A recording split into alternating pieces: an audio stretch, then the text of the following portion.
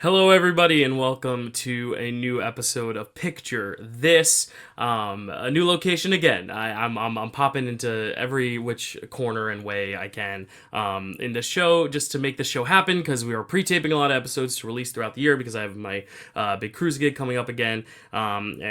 We've been watching a lot of movies to like kind of backlog. So I'm knee deep in like 3 years currently watching, but it's nice to now be able to actually like put this one away and talk about it because this year is really, really exciting. But this is our wish list year, and this is Chad's year, so I'll let him kind of introduce himself as well for anyone who hasn't watched the show before. But maybe you're a new viewer. We love new viewers. But Chad, 1996, here we are. Are you excited? Yeah, very excited. My background is sort of the same, although I think I have it a little bit more put together now. Still could organize some stuff. I got a very special shirt for a very special guest that we'll talk about in a second. Yes. But also, 1996, I was 6.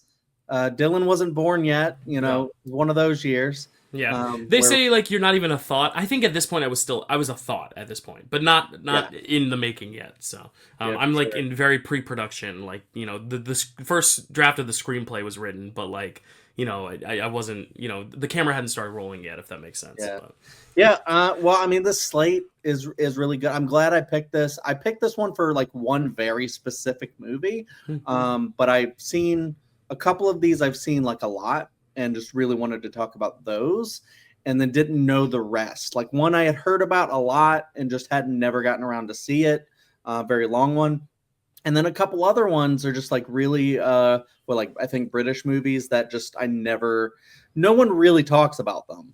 And so it's really interesting to see new stuff like this. So I'm excited to see where you guys are all at with this stuff and to see where I stand. I love that comment. No one really talks about him because it's interesting because we're going to talk to someone who is coming from across the pond. So he's not coming to America to record this. He's recording from across the pond, but he's joining us from across the pond, and he's going to kind of give his insight as someone who might have grown up with the other movies being a little bit more popular than the others. Maybe not. Maybe that's not true. But I'm really excited to talk to our guest about these films. So why don't we bring him in? First time guest, fan of the show. He's been in our comments since literal episode 1, day 1. He's one of the most loyal viewers. He always talked about wanting to do this someday. And we finally were like, you know what? Let's do it. Like, wish list is not just about the movies we wish to have, but the guests we wish to have as well. So introducing first time ever to the Picture This stage. Hopefully not the last. It is Alan. Alan, am I allowed to use your last name here on stream? I forgot to ask you beforehand. Yeah, you can. It's no problem. Alan Potter, everyone. There we go. No relation to Harry himself, but Alan Potter. Welcome, Alan. So thrilled to have you on the show. How are you doing today? Hi guys, I'm doing great. It's been a long time coming, but I'm very excited to talk about some movies with you. And I had to put my blazer on, get dressed up because the BAFTAs are tonight as well. So I've got to look nice for the BAFTAs. Like I said, I'm a long time listener, first time caller, as you would say over there in the States. And yes. I may not necessarily always agree with everything that you guys say. I mean, I do have, if you have time, I have just a couple of comments about a couple of movies. That, maybe yes, please. I love this. Starting with your Dr. Dolittle right. take. One of my childhood favorites, just like completely trash. Oh, no. We'll get to that later, maybe. Okay. Do you have any more egregions to address, or are you gonna just save those for off camera? We'll save it for later on. Okay, all right. Okay, gotcha. Save it for later. One might come up in one of the movies as well. Okay, cool. Very cool. All right. I'm very interested. Like Alan is definitely taking us to task in the comments. But the thing I love about Alan's criticism is, first off, you're so detailed and you go so in depth when you talk about film that I just want to hear you speak it aloud. Like I want to hear it from your mouth because it's so brilliant what you have to say. You really clearly are dedicated to watching these movies and absorbing them as much as you can, which is something I've always appreciated about Chad and Matt and all the co-hosts on the channel. But I finished especially the with our second guests. watch of 2 of them last night. slate. See, there you go. Yeah, it's dedication, and we love to see that. But also, yeah, like you are not afraid to tell us we're wrong in the polite way, though. That's the best thing. Is it's in good fun, and that's the best thing about criticism. I mean, Siskel and Ebert rarely agreed, and I think that's what made the show better was seeing them kind of have a little bit of a pushback on one another, but also being willing to hear each other out and still be able to be like, absolutely not, but like, you like it. I'm glad for you, So I'm really really excited for this one. Let's just say what the slate is, because we're 5 minutes in and I still haven't done that. I'm gonna get better at this as the year goes on. The slate that Chad has picked, not that he handpicked the nominees, but the slate he picked to do based on the Academy's nominations. The Academy nominated for the year 1996: The English Patient, Fargo, Jerry Maguire, Secrets and Lies, and Shine. So those are the 5 movies we'll be watching. We have watched. If we haven't watched them yet, that's a big problem. But we'll be talking about those today. Chad, you said you picked this for like one specific movie. Don't tell us what that is, even though I can probably guess. Alan, what is your experience with the slate in general? You don't have to go too specific, but were you watching these movies when they came out? Were some of these new watches? And just overall, your thoughts on the slate in a general sense? I had definitely seen Fargo and Jerry Maguire before. May have seen Jerry Maguire in the cinema. I'm not sure. But 2 of these were first-time watches, and one of these was a film that I discovered a couple of years ago doing one of my little movie challenges. No actual thoughts on when I watched them or about 1996 there. Yeah, and it's cool because, I mean, this is the year you wanted to also guest on, and I think it's because also there is a large presence of UK titles, or UK skewed titles. Yeah, was that kind of your reasoning behind wanting to be on this slate? Well, there's one specific movie for why, but it is British directed. There's another one that's British directed. There's a British/Australian sort of co-production as well. So, yeah, it's a very, very interesting slate of movies. I think if you had to guess what kind of films would have been nominated for the Oscars in the 1990s, it would have been like a historical drama and a biopic about someone who might have a disability and that kind of thing. In some ways, it feels like the slate is very, very what you would expect. But I didn't hate any of these films, I'll put it that way. Yeah. They're all very interesting in their own right. Chad, having watched all of them now, because I know some of these were first-time watches, some of them weren't. How do you feel about the slate in general before we dive in? I feel like this is a pretty good slate. I can say that I liked all of them to an extent. It's just differing extents for different ones. But yeah, this ended up being one that I thought I would like, but then it became one that I liked even more. So. Yeah, I agree. I think this one, the lows still have a lot of merits. It's not like we're going to find a film here that I think we all are like, this is the worst thing ever, like we've seen on the show sometimes. I think even our lowest, I don't even know it's going to be the same, but I do think there's still things to appreciate about those films or that film, depending on what we have at the bottom. I'm still struggling with my 4 and 5 in the ranking. I know my top 3 pretty definitively 1, 2, 3 as well. One's like a 5-star film, one's a 4.5, one's a 4, and then after that it's there's 2 that I'm like, I don't know, which is going to be 4, it's going to be 5, but that's a good sign. That means there's no clear worst of the slate for me, which is exciting. But let's dive into 96. We kind of gave a little bit of our experience on the slate, but Chad, tell us about the history of 1996, and then if Alan has any more to add from his UK side of history, he can also add that as well. But what was going on in the whole world, Chad, in 1996? So I noticed very recently that I didn't have a large history for this, and then I was like, wait, did I just stop and forget to finish? And then as I was reading through, I was like, I don't really find a lot interesting this year. Unfortunately, fortunately, because sometimes when there's a lot, it's a lot of bad stuff. So maybe it being shorter is a good thing. I was 6 years old, as I said, and 1996 was designated as the year of the eradication of poverty. Let's see how that's going today. Almost, I don't know how many years later. Lucky progress, I think. 30 years later, yeah. No, it is 30 years later, basically. Disney acquires the American Broadcasting Company, aka ABC. Benjamin Netanyahu, that's a very familiar name now, becomes prime minister of Israel for the first time. Some would say that's a very bad thing. Dolly the sheep becomes the first mammal to be cloned. The Galileo space probe indicates there may be water on one of Jupiter's moons. A 3-year-old boy in Chicago falls into the gorilla enclosure. Don't worry, where the gorilla Binta Juha sits with him until he's rescued. It sounds like it would be bad at first, and then it was actually kind of cute. The Iraq disarmament crisis happened, and Osama bin Laden writes a declaration calling for the removal of American forces from Saudi Arabia. That conflict was heating up, and we're still seeing conflict right now in that part of the world. So, yeah, interesting. Alan, is there anything else to add for 1996? The two big things happening in the UK in 1996: the European Football Championship, or the Euros they call them over here, was hosted in the UK, and cool. England did what they usually do, which is get to like the quarterfinals and then lose in a penalty shootout to West Germany. And then one very tragic piece of news happened in Dunblane in Scotland. There was a school shooting. 13th of March 1996.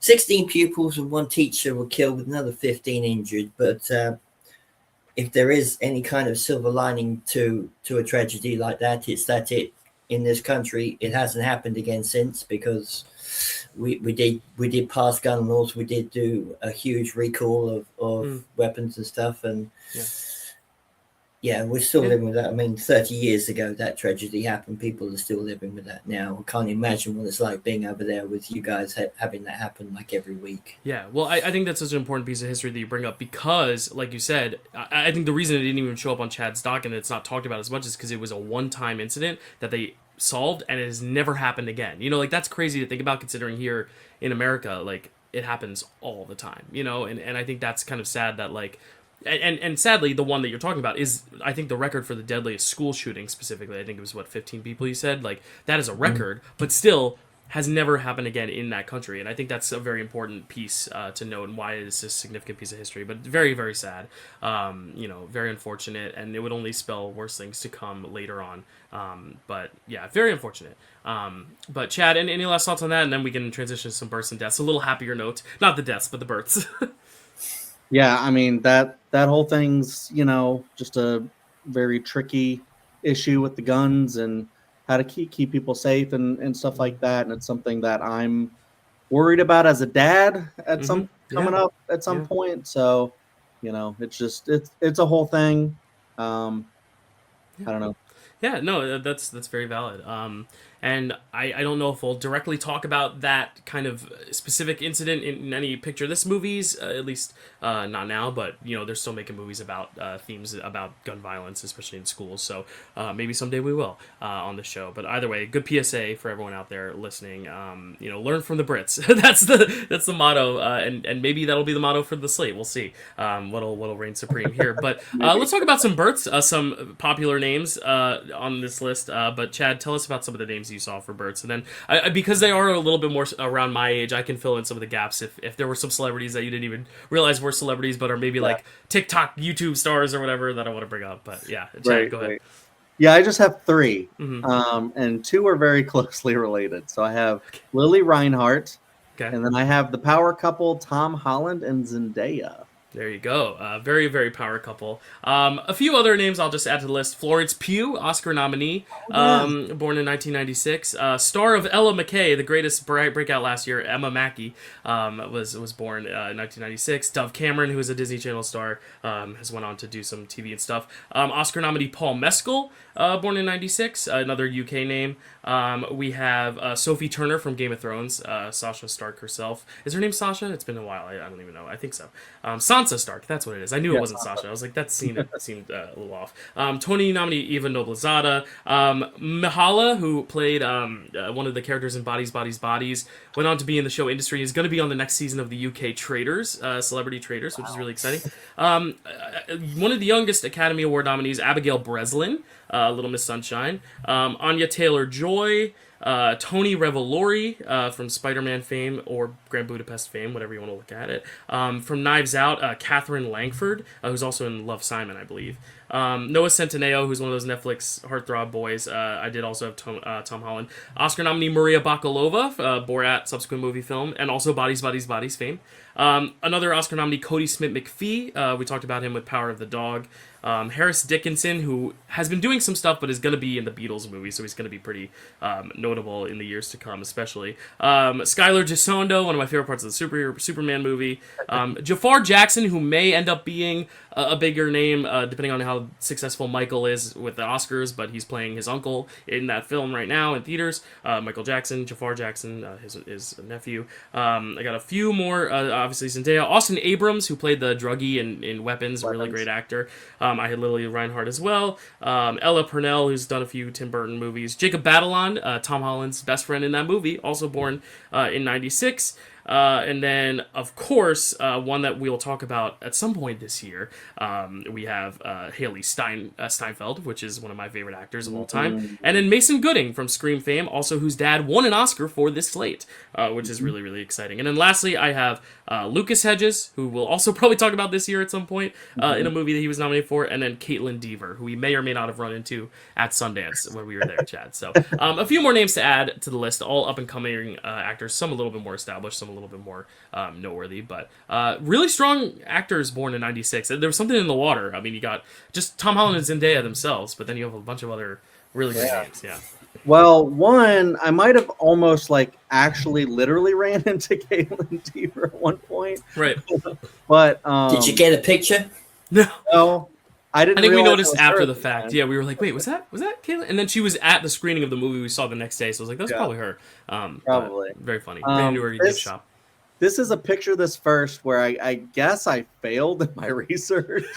Well, because you said three names. I was like, I think there's more, but I didn't want to be like, look, Chad, look what you missed. But I just wanted to bring due to all the people. I was like, wait a second, that's way more than I thought. I don't know what I was doing. I guess I slacked a little bit here. You just got so distracted by Tom Holland and Zendaya. You were like, that's all I need. They're the only ones. Yeah, but what are some a lot of great names there, but yeah, I have some deaths here. Yeah. Tupac Shakur, John Benet Ramsey, Ella Fitzgerald, Gene Kelly, Jack Nance, Carl Sagan, George Burns, Claudette Colbert, and Lou Ayres.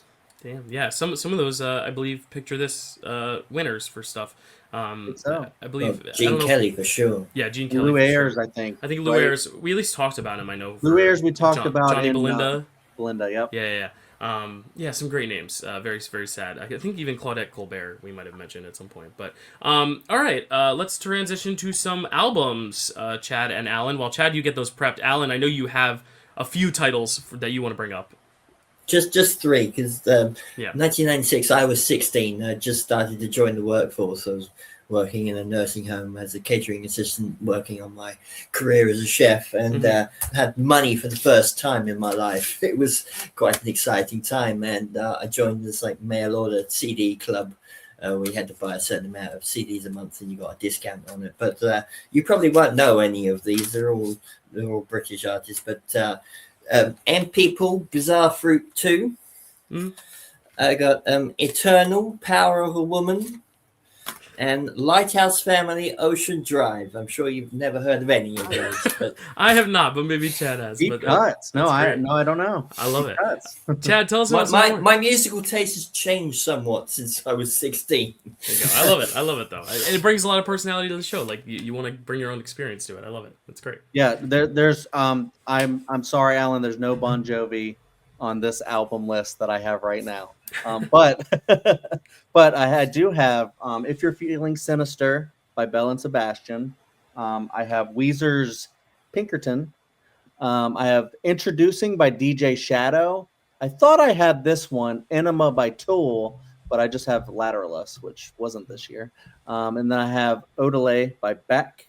Long Seasons by Fishmans. Soundtracks for the Blind by Swans. Atlians by Outkast. Everything Must Go by Manic Street Preachers, and Tiger Milk, also by Belle and Sebastian. Very nice. And the Spice Girls. And Spice Girls, yes, Wannabe, it was a big record of that year, Nice. I remember. That's what I thought at first when Alan was like, I have some history from the UK. I was like, oh, he's going to talk about the Spice Girls. But I didn't have that one. My sister had that one, but I probably listened to it more than she did. Nice. Let's get to the movies themselves. Obviously, there's some movies that don't make the cut every year, and I sometimes skip over this section, so I'm going to really give it its due because there are so many great movies of 96. I think there's great ones in this slate, but you could have made a 10-film lineup with other films of that year just based on how many great ones came out. So we always do go to our guests first. Alan, do you have any notable films to mention? I have a long list of films to mention, but maybe Chad should go first, and I'll Okay, put yeah, in we'll have for Chad go first, and if there's a few extra you want to add, you can add them too, because I also have a quite hefty list, even though there's only one for me that matters above all the rest, but we'll talk about that in a sec. Chad, tell us your list of 96. Yeah, I normally just rattle them off. I'll do my notable films that I don't think are like Best Picture level necessarily, and then I'll do my separate Best Picture selections. And I'll go Biodome, not a Best Picture. Don't Be a Menace to South Central While Drinking Your Juice in the Hood.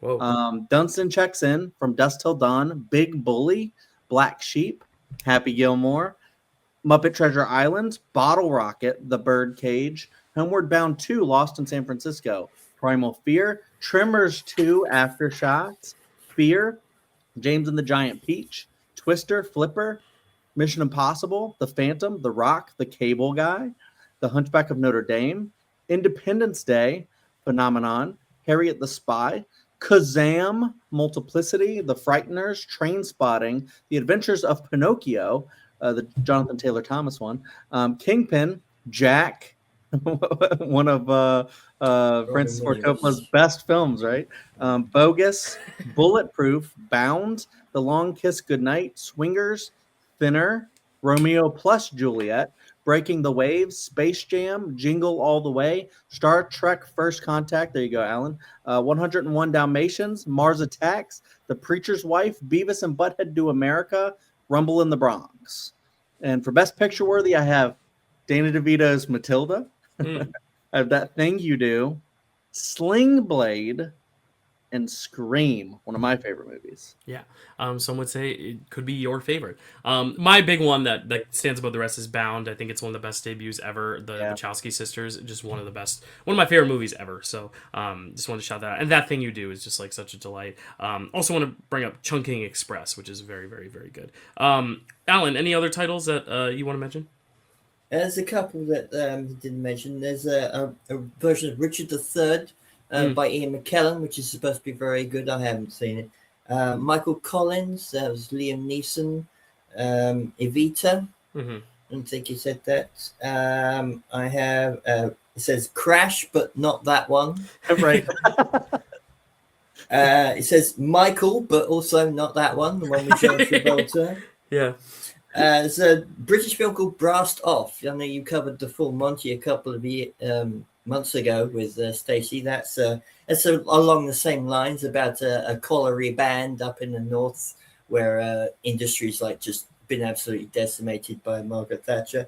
And for Oscar-worthy ones, I've got Marvin's Room, which you also mentioned with Stacey, a very early Leonardo DiCaprio one.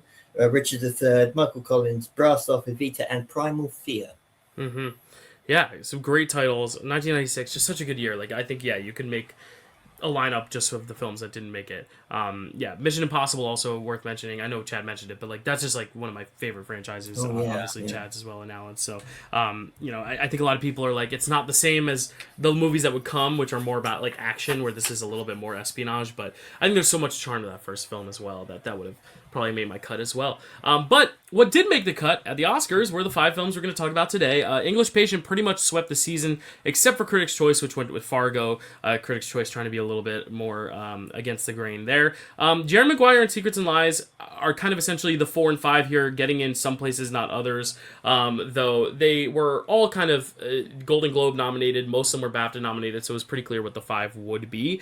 Jerry Maguire also a financial success, which helped to get in. But Shine was a surprising one that I didn't realize was nominated for every single award that year. So Shine definitely probably the number 3 in terms of like nominations, like likelihood to win. But yeah, English Patient pretty much won everything it was supposed to. It won the PGA, BAFTA, and Golden Globe, which was pretty much a lock to win Best Picture. So no real suspense there. Though some big history of the year, Frances McDormand becomes the first person ever to win in a film directed by their spouse, which I think is really cool. I don't know if it would happen again too many times, if ever, but she was directed to an Oscar by her husband, which I think is really, really cool. Everything else, yeah, like there's not a lot of huge history. First ever woman to win Best Score, Best Composer for the score for Emma with Gwyneth Paltrow was that year. I will find her name in just a sec. Rachel Portman becomes the first woman to win for composing a musical score. The only other tidbit of history is that Saul Zaentz became the third person to produce 3 Best Picture winners. So he had done Cuckoo's Nest, Amadeus, and now had done English Patient. So he had produced 3 Academy Award-winning Best Picture films, which is a pretty big feat. It had only been done twice before, up until that point. But we've talked for almost a half hour, which is important because you want to lay down the history and get to know our guests and all the movies that came out. But now we have to dive into these films. Considering how long this first one is, I wonder if our discussion will be pretty long or if it'll be pretty simple. We'll have to find out. But let's talk about the Best Picture winner of that year, which is The English Patient. Chad, tell us about The English Patient. The English Patient, directed by Anthony Minghella, written by Anthony Minghella. Cinematography by John Seal. Music by Gabriel Yared. Starring Ray Fiennes, Juliette Binoche, Willem Dafoe, Kristen Scott Thomas, Naveen Andrews, Colin Firth, Julian Wadham, Jugan Prochnow, and Kevin Whately. Synopsis. A badly burned man with no memory is rescued as his past is revealed through flashbacks, which contain a love affair that develops in the Sahara Desert. Based on The English Patient by Michael Ondaatje. Nice. Very, very nice. Alan, you are our guest, so we always like to kick it off first with our guests for the very first thoughts on the very first movie. Happens to be the Best Picture, and one that I believe you are seeing for the first time this slate, right? This was the first watch for you? It was the first watch, yeah. Nice. What did you think of The English Patient, Alan? Phew, well, it's a lot. It's like over 2.5 hours. It's I think Anthony Minghella was trying to be David Lean making this film. Yeah. I mean, that opening shot of the biplane and the rippling of sand dunes underneath was like, oh wow, this is going to be pretty good. And then the film started. So I wrote down. Tale as old as time. Boy meets girl. Boy trapped in major sandstorm with girl. Boy seduces girl. Girl breaks up with boy. Boy makes an ass of himself. Girl husband tries to run him over with a biplane. Yeah, there you go. So that's the synopsis. I mean, it's an okay film. It's a good romance. I think there's two contrasting romances in this film, one slightly better than the other, and it's kind of how you can be so self-involved in your own sort of situation that you don't realize the larger situation that's going on. You know, it's like you're in this romance, you're in love, this is the most important thing in the world. Who cares that World War II is happening around you? It's very very strange that way. Pretty much the same story as another of Anthony Minghella's films, Cold Mountain. I know you didn't do that for Best Picture because it wasn't nominated that year. Lord of the Rings won. Master and Commander was robbed, by the way. But yeah, it's just like it's a romance story set inside a war, but the war is sort of secondary. The whole subplot with Willem Dafoe and his missing thumbs seemed a bit out of place to me. The movie moved around a lot in the timeline. You're before the war. You're in the war with the Tobruk thing, and then you're at the end of the war with the nurse and his getting healed up and whatever. But I mean, raise your hand. Who was waiting for Kip to die? at some point. Like, wait, rooting for it or like expecting it because of the Just plot just conventions? expecting it because Yeah, everyone she loves dies. Yeah, That's yeah. what they say in the film. So you're just kind of expecting. So maybe she just didn't love him. Maybe it was just a wartime fling kind of thing, and they just went their separate ways afterwards. Yeah, I think it's shot well. I think it's acted well, but it's okay. Yeah, I think that's kind of the general perception of this movie nowadays. Is like a lot of people are like, I've listened to, I don't know if y'all listen to Critically Acclaimed, the William Bibiani Whitney Cyborg podcast, but whenever they talk about English Patient, Whitney always jokes that it's the movie that him and his like ex would put on when they wanted to like make out, because it was like such a boring movie they could just have on the background. Like, and that's the thing. He's like, I've seen The English Patient so many times, but I've never actually seen it type deal. And then William Bibiani said something along the lines of like he lost a bet and had to go like see it in theaters a second time or something. And that's not to say it's bad, but I do agree, like it is so dense and so long, but also like I feel like if you look at every type of movie like this, there's certain elements that are stronger just in those other movies. Like if you're gonna put this with Lawrence of Arabia, I think one, it looks better. This still looks great, but like looks better than this and is just better in general than this. If you're looking for the grand desert epic, but then if you're looking for the love stories, like Titanic came out a year later, and I feel like that's kind of a similar vibe you get. But it also does marry the like disaster with the romance better than this does, where you said like the war is very secondary. What I do appreciate is like when we talked about Dr. Zhivago, it almost seemed like it was too invested in the war that it didn't invest anything in the romance, whereas I think this is the opposite. So it's like you almost had to kind of find that happy medium, and I feel like this is the polar opposite of Dr. Zhivago in that sense. And it just is a matter of like, are you in it for the romance? Are you in it for the history? Are you in it for the blend? And I think if you're in it for the history, you're going for Dr. Zhivago. If you're in it for the romance, you're going with English Patient. If you're going for something in between, I think there's other movies that are kind of set during wartime that focus on relationships in a slightly stronger way. I also think it's interesting that you said, like, there's two romances and one is clearly more interesting than the other, because I don't know if we all agree on what the more interesting one is. I'm curious if you guys agree, but I'll throw it over to you, Chad, because I know this is the first watch for all three of us, correct? Yeah. What did you think of this one?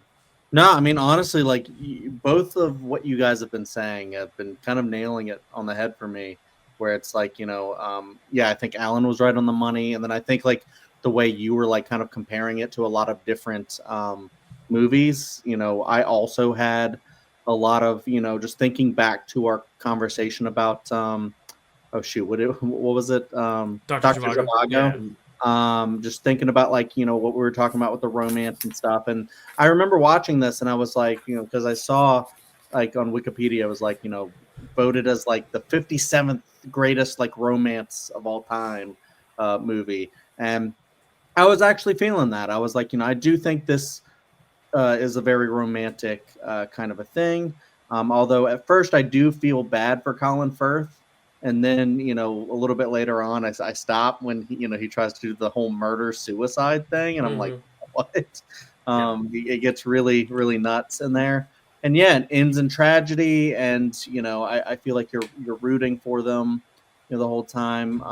And then, you have the other romance as well, which is I find very interesting. I also like, I didn't know if it was going to be just me, but then when Alan said that, like, the Willem Dafoe stuff just kind of felt like kind of forced in there. Like I was just like, yeah, that's exactly what I was thinking. Like, did we need that whole thing? But, I understand like you want to kind of like flesh out like a story and add characters and not just be this one singular thing throughout. But, I mean, it's not like Titanic. It doesn't have, this where the romance is strong. In my opinion, that one's strong too. Yeah.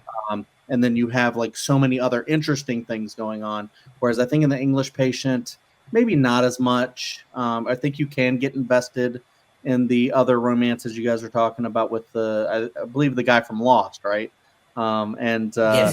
Yes, and the nurse. And yeah, I don't know. I mean, it's an interesting concept. It's interesting, like you just feel sorry for this guy the whole time. I mean, just ends in such, tragedy, but ultimately, yeah, it's just so long for what it is. Yeah. That you're just trying to like kind of like mine like bits from it where you're just like, you're taking too much time. And it doesn't feel like one of those masterpiece. Like you think of like, Martin Scorsese's Killers of the Flower Moon that we'll talk about at some point. Or no, we already talked about that. We talked about it, yeah. We did.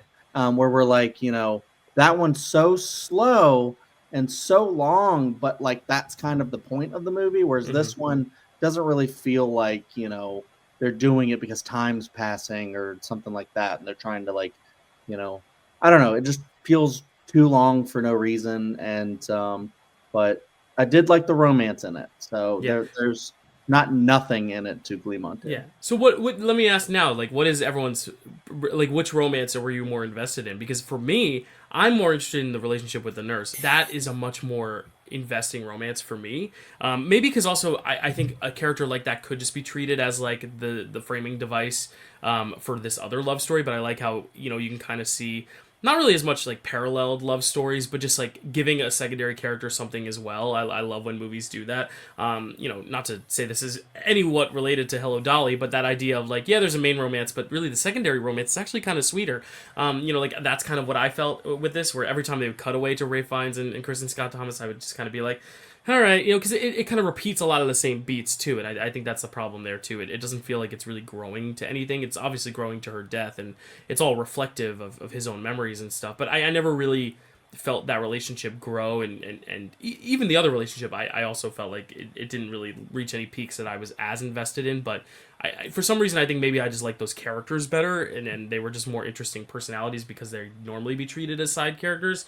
That I was a little bit more, you know, into that. But even then, yeah, like I don't think either romance is particularly groundbreaking, and it's pretty straightforward. But Alan, which one were you referring to when you said one is more investing than the other? It's definitely Juliette Binoche and Lieutenant Kip, Naveen, I think his name is.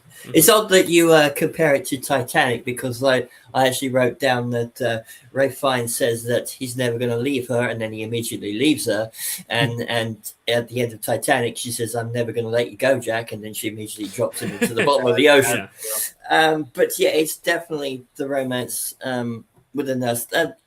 Ray Fiennes and Kristen Scott Thomas, I mean, they feel like adolescents running around like being naughty. Some of the sex scenes don't feel very sexy to me. Like the first one, immediately she like tries to slap him, and then the second one, I don't know, they're like having a quickie against the wall. It's not filmed very well from what I can see. It's not romantic in any way. I did like how in the first scene he like rips her dress off and then immediately cuts to him in the bath trying to sew it back together again. I thought that was quite funny. But yeah, I mean, Juliette Binoche is the best thing on screen as far as I'm concerned. The Academy agreed. That's true. Yeah, that's true. I mean, the way she lost her friend in that convoy, I could sort of see coming, because you got that shot through the window and you could see the end of the convoy, and I'm like, okay, something's going to happen here. And he actually cut away to show the explosion. I thought it was going to stick with that view. I thought that would have been a bad choice. But yeah, she's obviously the whole premise of the movie. Like, why did he get off the convoy? Why did he go to the house? You know, she's in the army. You know, okay, fine, the war's nearly over, but she can't really abandon her post and go nurse this one guy for what seems like months. It's very odd. Yeah, like it's a cool framing device, but at the same time, yeah, it feels a little contrived to just kind of like tell, like, we want to tell this love story, but let's do it in a way. Oh, let's do it from where like it's already after the fact. He's a burn victim, and he's like, she's finding out the story from him. Like I could see them kind of doing the Oscar-y thing of like, oh, how do we make this more interesting, essentially? But in that, yeah, like I think because of that, and because you kind of know where it ends up. I also think with stories like that, it's really hard to like give you the ending before the beginning, especially when it's a love story set in war. And like, I think I hate that we keep bringing up Titanic just because it's two different movies, but like, that's what that film does really well too. You know, Jack is not there, but like, you still are in it. You know, it's not like this where you're just kind of waiting and kind of like twiddling your thumbs waiting for it to get there. Which is probably also why I'm more invested in the Juliette Binoche romance too, because it's like, that's the one thing where we don't know where that's going as much, you know? The one thing I did catch on the second watch is the British Army does not come off very well in this film at all. I mean, like, the guy wanders in from the desert and he's like, my wife is injured, I need help or whatever. And they immediately think he's a German just because, you know, he's got a funny accent. But it's the same officer at the start of the film where he's in Italy and he's trying to get his like name, rank, serial number. Mm-hmm. It's the same guy who's talking to him as he comes in after the desert. And so are we agreed that he never really lost his memory? Because I don't think he's playing that, I think. Yeah, maybe. Yeah. I mean, you have watched this twice. Like, I think that's the thing too. Is it's like so dense. It's like I don't even like I wasn't even like urged to like rewatch it just because I was like I'm good. I got everything I need on the first go. But that's actually a good question you bring up. What do you think, Chad? I'd have to give another good rewatch because I didn't watch the movie that way. So that's like an interesting thought because when you recontextualize it on a second watch, that would be fascinating to look at. But real quick, I wanted to throw in, I actually was more invested in Ray Fiennes' relationship, but I love that this movie has the two that kind of, you could say complement each other or just so different that you can watch it for the different ones and see, what makes them different and stuff like that. I find that very fascinating. But also just like thinking about like Alan's comment about, the whole, the similarities between this and Titanic and how, she lets Jack go and then it's like, but she doesn't. She like, she keeps him with her throughout the rest of her life. And then I'm just like, the writing in this doesn't feel as, profound as that. Although, I love the fact that he's like so determined to, save her life. And then when she's not, he's trying to like, transport her and stuff like that. So I guess you do kind of feel like that love, or at least, I did. I agree. Like maybe it's not as like, romantically filmed as possible, but I could see someone really seeing themselves in those characters. So especially like it's kind of like a forbidden kind of tragic romance. So, and those always do super well at the, Oscars and just in film. So, yeah. Interesting, yeah. And I guess to end on a positive, it is still really well made. And I think that's where, like, in our initial conversation when we were like, well, there's not really one, like, that sticks out as, like, a really bad film. Because even if you watch this, even if I think, like, the pacing and the narrative and the writing, like, everything like that is not as substantial for me, I'm still enjoying looking at it. I'm still enjoying the way it was filmed. I think the makeup is a little, like, okay, at times it works, at times it looks a little cartoonish, but it looks a little shiny on occasion. Yeah, like I didn't love the makeup job. Yeah, but again, like that's not the point of it, but I do think, it's well performed. So that's the thing. Like it has its merits, and I think that's why it's not a complete wash. Because some people British are actors, that's why. There it is.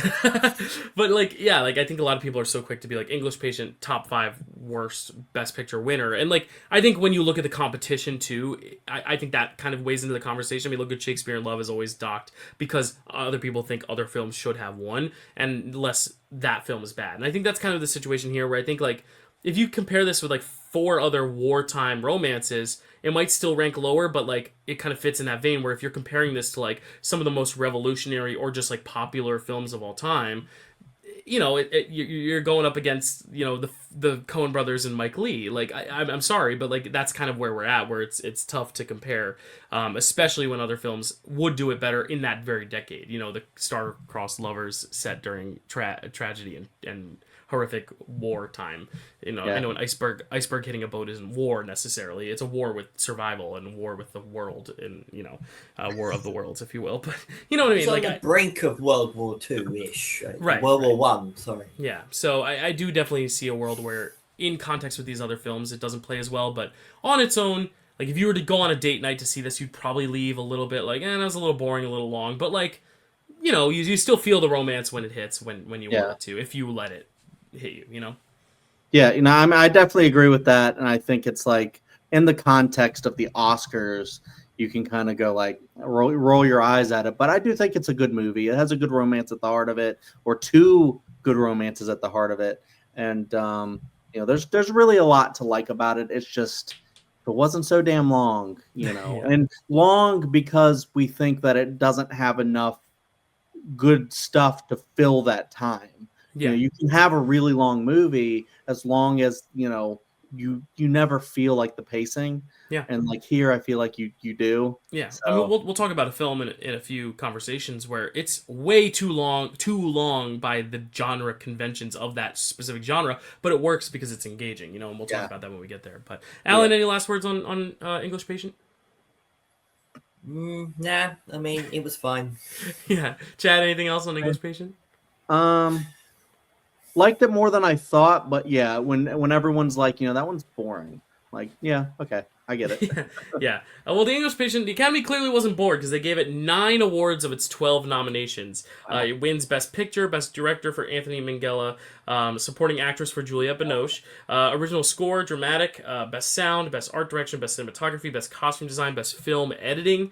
So they thought the pacing was fine, I guess. And then nominated for Best Actor for Ralph Fiennes, Best Actress for Kristen Scott Thomas, and Best Adapted Screenplay. So wins a lot of big ones. But 2 of those awards, screenplay and actress, went another way. We went from somewhere very, very hot, and now let's go somewhere very, very cold. So, Chad, tell us about Fargo. Why don't you? Oh, don't you know? Of course. These names are a lot easier for me. Okay. Fargo, directed by Joel Cohen, written by Joel Cohen and Ethan Cohen, cinematography by Roger Deakins.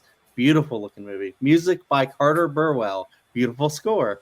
Starring Frances McDormand, William H. Macy, Steve Buscemi, Harvey Presnell, Peter Stormare, Kristen Rudrud, Tony Denman, Steve Rivas, John Carroll Lynch, and Bruce Campbell? Yeah, he's in there. Synopsis: a car salesman hires criminals to kidnap his wife in order to get money from his father-in-law while a pregnant police chief investigates. Yes. Chad, I don't want to assume, but I assume this is the movie you were talking about when you were like, I picked it for this movie, this slate, because I know you've been talking about wanting to talk about Fargo, so I will give you the first words here on Fargo. What do you think of Fargo, Chad? I think Fargo is incredible if you're talking the movie, incredible if you're talking the show, incredible. I don't know. What about the place? Have you been to Fargo, Nebraska? Or no? I have not, but I do have a friend who like has a bunch of family there, and he says dead accurate as far as like the just the customs, the way they talk, and the way they just like present themselves.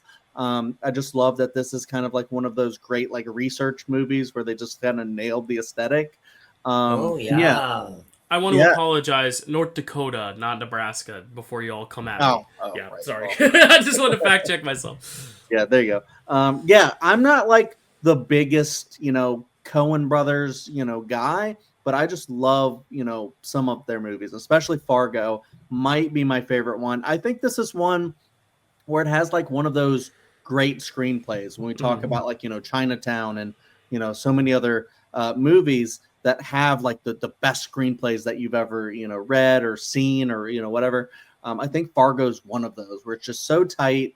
I love the crime in it. I love how the crime is juxtaposed to this like society, like this town or, place that feels like not a lot of stuff happens, first of all, but then also, it doesn't feel like a lot of bad stuff would happen there, yet then just a lot of like crazy shit starts happening. I think that's kind of like the appeal of Fargo, where it kind of feels kind of like, it's very close to like Canada, where it's kind of like, feels like, these places are assumed to be kind of places with like a lot of nice people that go, oh, hi there, and stuff like that. But, then you have like these grisly crimes that are happening, all because this one, idiot guy just wants to better himself, which is cool. But, he basically starts this whole process and plan that unravels everything. And, people start dying and crazy things start happening. And he gives us also one of the greatest, like, talk about like romances. Maybe not a romance, but one of the greatest like couples in cinema that you're just like looking at like their relationship and you're like, they're good folk, Yeah. one of the most believable too. Like I think it's genuine. Like they could be a real couple. Like you could be just watching. Like they could be married in real life. If you had told me she was married to the director and not John Carroll Lynch, I would have been like, wait, really? Like they've just very good natural chemistry. Yeah. Yeah, and I just love the idea of all this happening to kind of come to the point where it's like yeah, her line at the end that it's just like, all this stuff over just a few dollars, just a little bit of money, and it's such a nice day out. And then she goes home to her husband, and then he's like, I could have won that the 29-cent stamp, but hey, I did the 3-cent stamp. She's like, hey, the 3 cents important, kind of a deal. And I love how it's kind of like focused on the idea of appreciate what you have. Don't try and be so greedy that like it kind of sets this stuff in motion where people can get hurt and stuff like that, which is an exaggerated way to say appreciate what you have, but hey, it's a movie. And I don't know, I just always love this. I think just every aspect of it, from like a technical standpoint, writing standpoint, acting standpoint, is just nearly like perfect. So I love like the whole idea of people thinking about the scene with Frances McDormand and her like ex-boyfriend or whatever, and like Mikey Anagita. Yes, yeah. And it's like is that important? And people, or is it just a kind of a throwaway scene? And it is important. So, but I'll let you guys talk now. Yeah, no, you say some really great things. I think the thing I appreciate most about Fargo is the use of just atmosphere and making this feel like more of a film about its place and its setting and its people, more so than the events of what's actually going on. Because a lot of like crime films, it'll be so focused on all the ins and outs and twists and turns, and there are some of those in here, but it's a rather straightforward crime story. It's really, the focus is the character work and it's the relationships and it's just the theming, like you said, and the use of the setting. I mean, if you set this in a different environment, that just is a different film altogether. Like, I think that's kind of the beauty, is that it is so... it reminds me of that Sopranos episode, The Pine Barrens, where they're trying to hide a dead body in the middle of the woods, and then he comes alive, and he's like, oh, that feels very Fargo. I think Fargo did come first, obviously, but it reminded me of that. Like, just like, what is the obstacle of like just a regular straightforward crime scenario when you have to trudge through 10 inches of snow plus you're pregnant? Like there's these little things that I think they do to just add extra like flavor to it without making it overbearing, without making a huge deal about the pregnancy or the environment or stuff. It's like that's just what their way of life is, and I think that's really endearing and makes it very easy to engage with and easy to kind of like just absorb. Like, it doesn't feel like you watched it and you go through something very heavy and you're like, oof, wow, that was a lot. You're just watching that and you're like, that was just really solid. Like, I really do feel like it's just a very... It's also shorter, but it doesn't feel short. It feels like you still get your meal's worth, but it's short enough that it doesn't feel draining emotionally either. I think it hits all the right beats and has a good sense of comedy as well, which I think is important too with the Coen brothers and mostly everything they do. I think No Country for Old Men is kind of one of the exceptions where it's really dark and kind of void of the comedy. Maybe there's some dark comedy to be found in there, and we might have talked about it back when we did 2007, but I think it's really nice how they are able to weave comedy in without making it an over-the-top, straightforward comedy. They let it be dramatic when it's dramatic. They let it be plain and simple when it needs to be, which is a skill of theirs. I know only one of them was credited as the director. I believe they probably both kind of co-directed it, but because of DGA rules, only Joel took the credit for it, but obviously they both wrote it, so they both have a big hand in it. So they make magic when they're together, and it's always great talking about a Coen film. I think this is our third. I think we covered No Country and A Serious Man. I can't remember if there's another that I'm missing, but we're gonna cover True Grit eventually, but I think that might be it. There might be one more in there that I'm missing, but they made some good films, and I think the cool thing about the Coen brothers is it's kind of like a Nolan or like a Scorsese Spielberg scenario where like everyone's gonna have a different favorite, I think, but all of them are gonna be very valid. And like even if Fargo is like your number 5 in your top 5, like you can't really argue what's above it because they've just made so many great films. And I don't even know what my favorite Coen brothers film is, but this is definitely obviously heralded for a reason. Alan, what are your thoughts on Fargo? Yeah, I think you nailed it by saying it's just a really solid crime film. Like as Chad said, it's like there's nothing very complex about it. I mean, the way they staged the kidnapping in broad daylight, walking up in ski masks and just like trying to look through the window. Is she in there? And she just sits there watching it. It's very, very strange and very funny as well. I think shot by Roger Deakins, so obviously it looks fantastic. He gets the isolation, the desolation of the place really well. I mean, it's it's all white, but you can see the different, there's contrasts and everything like that. The one shot of William H. Macy's character from above in that car park, just walking out on his own, is just like one of my favorite shots in the film. Frances McDormand, really, really good. As a detective, she's not doing anything flashy, she's just a police officer doing a job, following the clues, there's no like eureka moment, there's no Poirot, everyone sit down, I'm going to work this out now kind of thing. It's just like, oh, I'm driving, oh, there's the car, let's find where Steve Buscemi's been shoved into a wood chipper, which has to be one of the best movie deaths of all time. It's all about the characters in this film, more than the story. I mean, the two criminals, they're like a comedy duo. One of them speaks constantly, the other says nothing.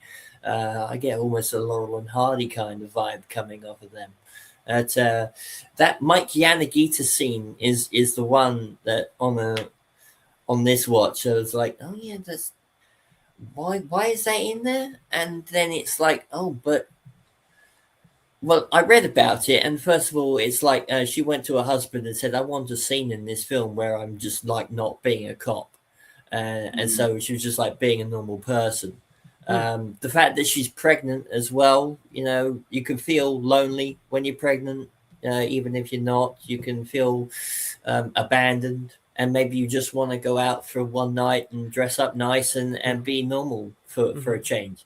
But it's the fact that this Mike guy just like lies about everything, and then because she's so trusting, like you said, that last line of the film, like, it was just a bit of money, what are you doing? She doesn't get into the head of the criminal, is what I'm trying to say. She's just like, so to see someone like just boldly lie to her face like that, and then she's like, oh, so who else is lying to me, maybe?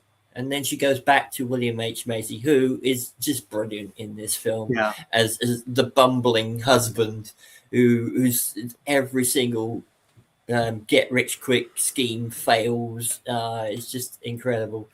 I love him in this film. And Steve Buscemi, also very good. He's just like talks a mile a minute because the other guy says nothing. And he's just like, loneliness, I think, is a theme that comes across in this film. Also with the desolate environment, like, even though he's with this other guy, he's lonely. He's going out, he's looking for like women to entertain him overnight, and just wants someone to talk to, and he just won't do it. William H. Macy, like in that scene, like I said, he's like very isolated, nothing's going his way. So I think loneliness is a big thing in this film. I don't know how they got away with saying this is a true story at the start of the film, because it's very, very much not. I mean, you could say in some part there might be a female sheriff, and I'm sure like other bodies have been put through wood chippers to dispose of them at some point. But the whole story is completely fake. They made it up. So how they get away with saying it's a true story, I don't know. There was actually, I read an article, there was a woman from Japan who saw this film and then came over to try and find where the money was buried. she thought because it was real. A true story, yeah. Oh, that's yeah.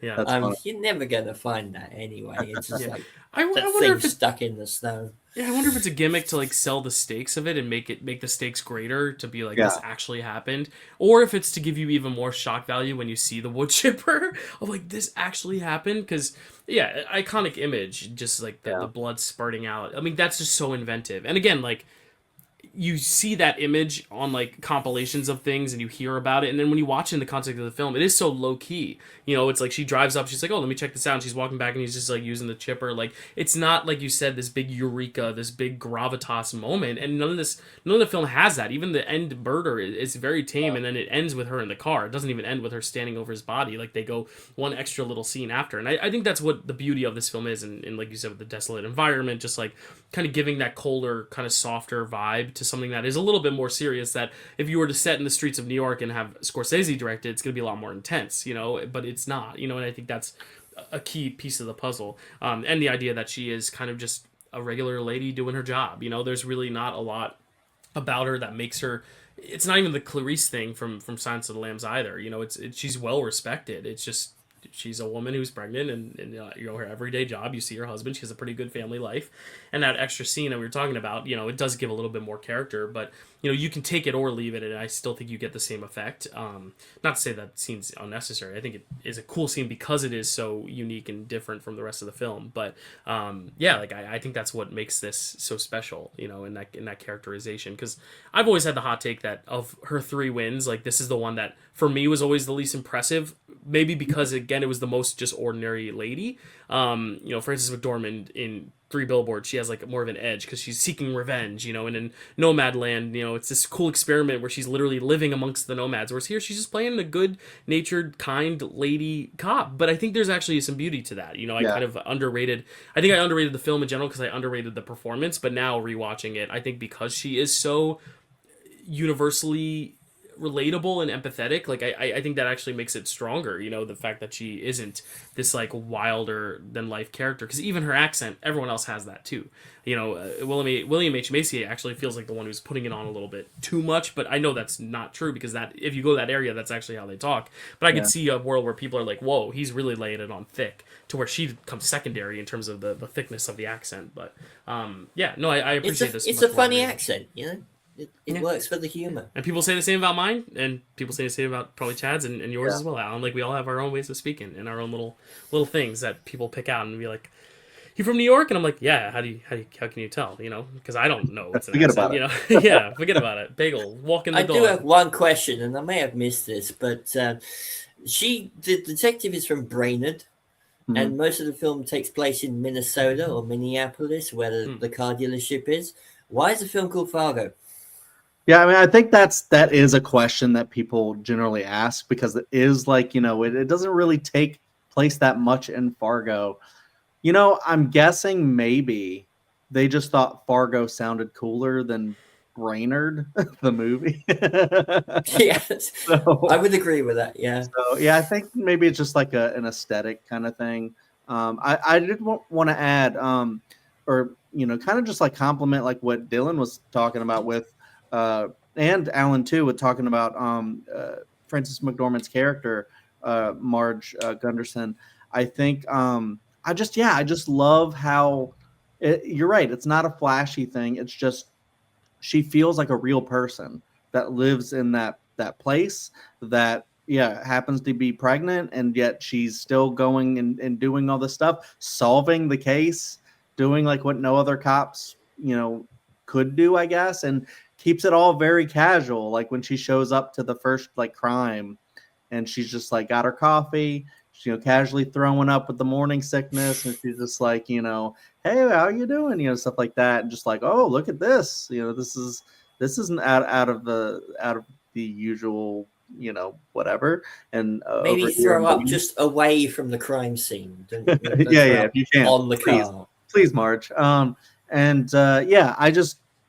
I love how real she is. Like we talked about her relationship, how real that feels, and I think that's really the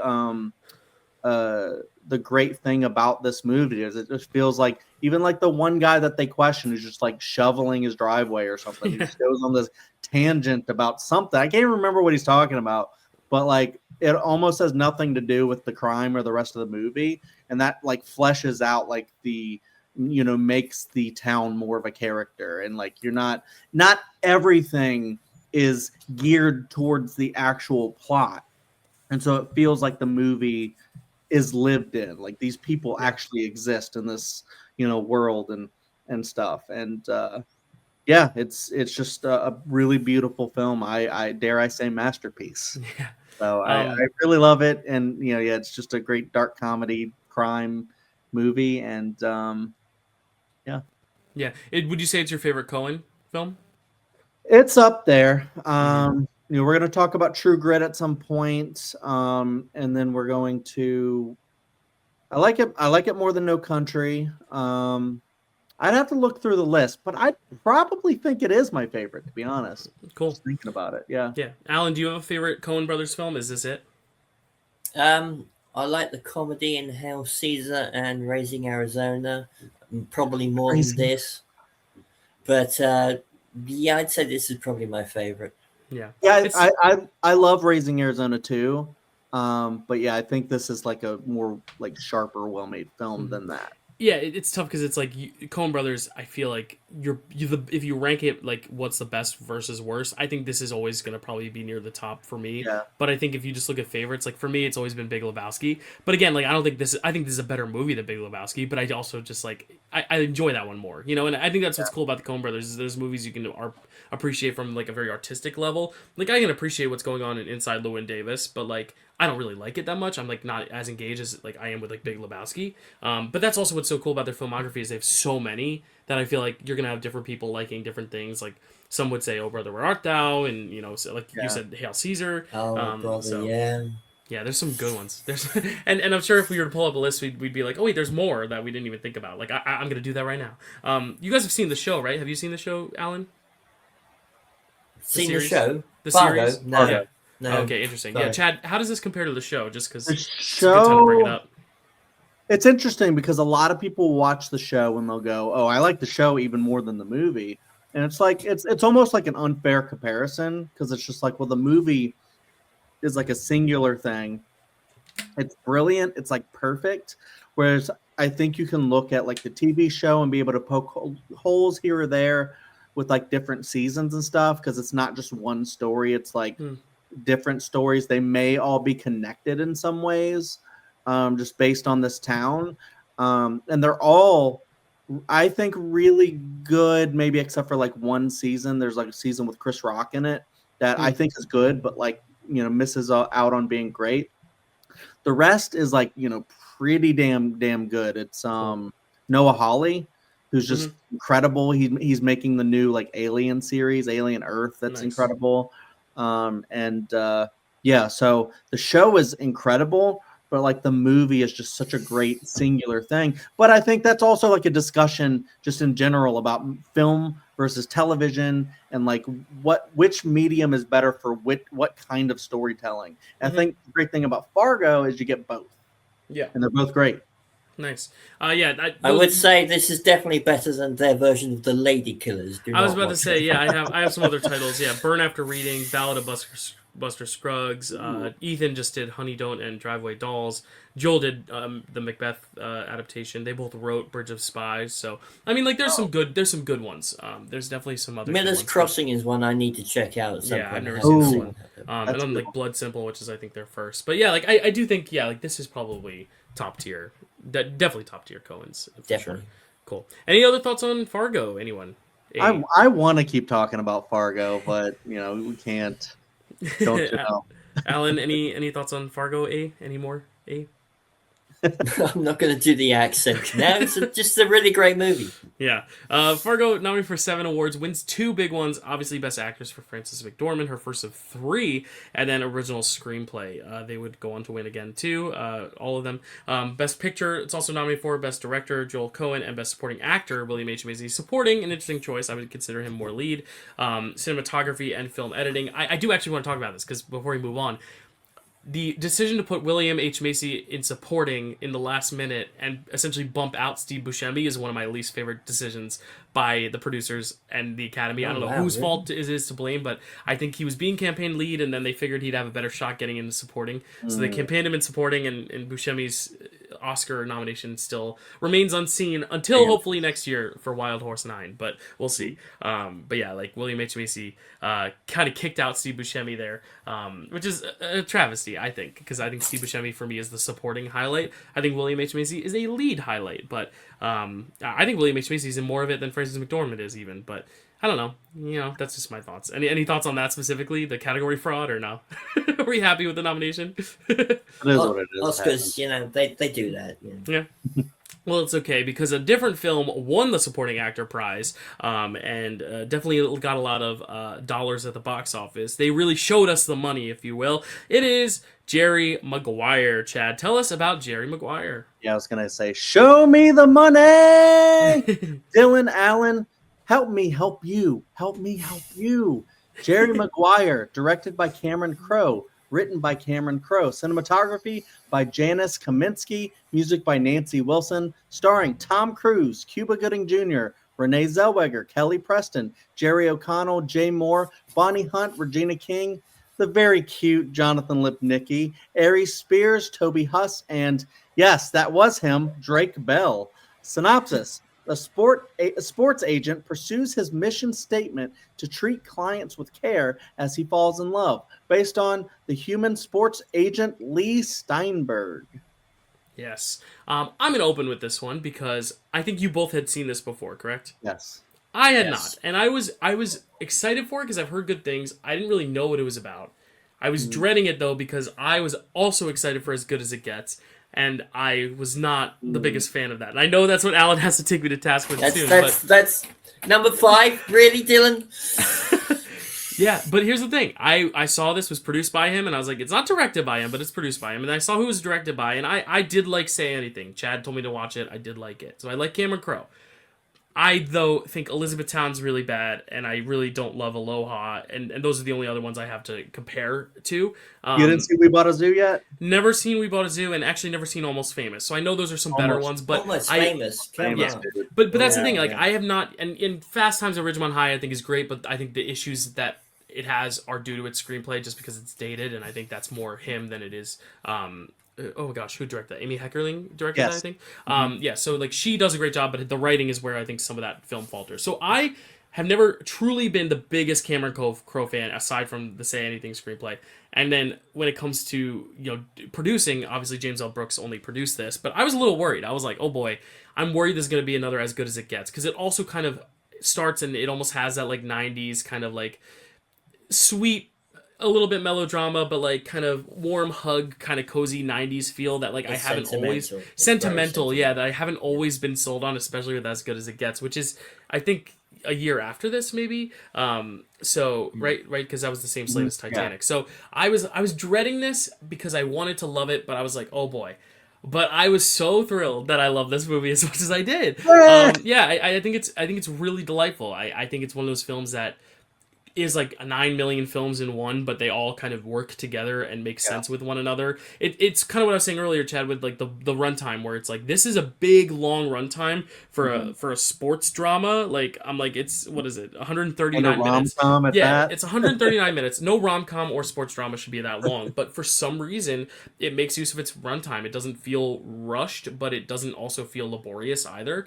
I do think it has a stacked cast where I would say Cuba Gooding Jr., who won the Oscar, isn't even in my top 5 performances in this film, just because it's stacked with so many great ones. You said he's so cute, but I think Jonathan Lipnicki's actually doing grade A children actor work, because he's not doing any work, which is amazing. He's just kind of a kid.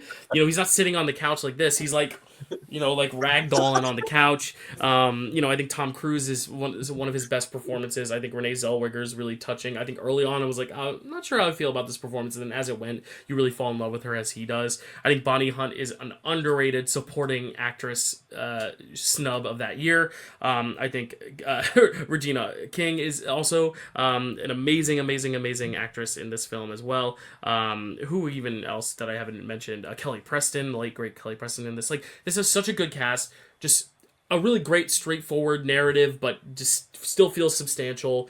Great sports moments, great investing in those characters, great theming, a great character piece, great writing. Like, this is one of those movies that like I'm leaving like, okay, I found another one that I can like say is like one of my not new favorites, like, because I still think like it is sappy at times, but like definitely one of those where I'm like, you had me at hello. Like, this had me from the start, and I really like that about it. So I'm happy that I'm giving a James L. Brooks a plus, because I felt really bad about As Good as It Gets, especially seeing Alan's comments toward it. And I'm going to hand it over to you next, so you can take me to task. But I'm very happy that this was a big improvement for me, even though it's a year before. But yeah, I also, a little fun fact, my roommate in college, his weird collection, because everyone has a weird collection of some sort. Sometimes they're weirder than others.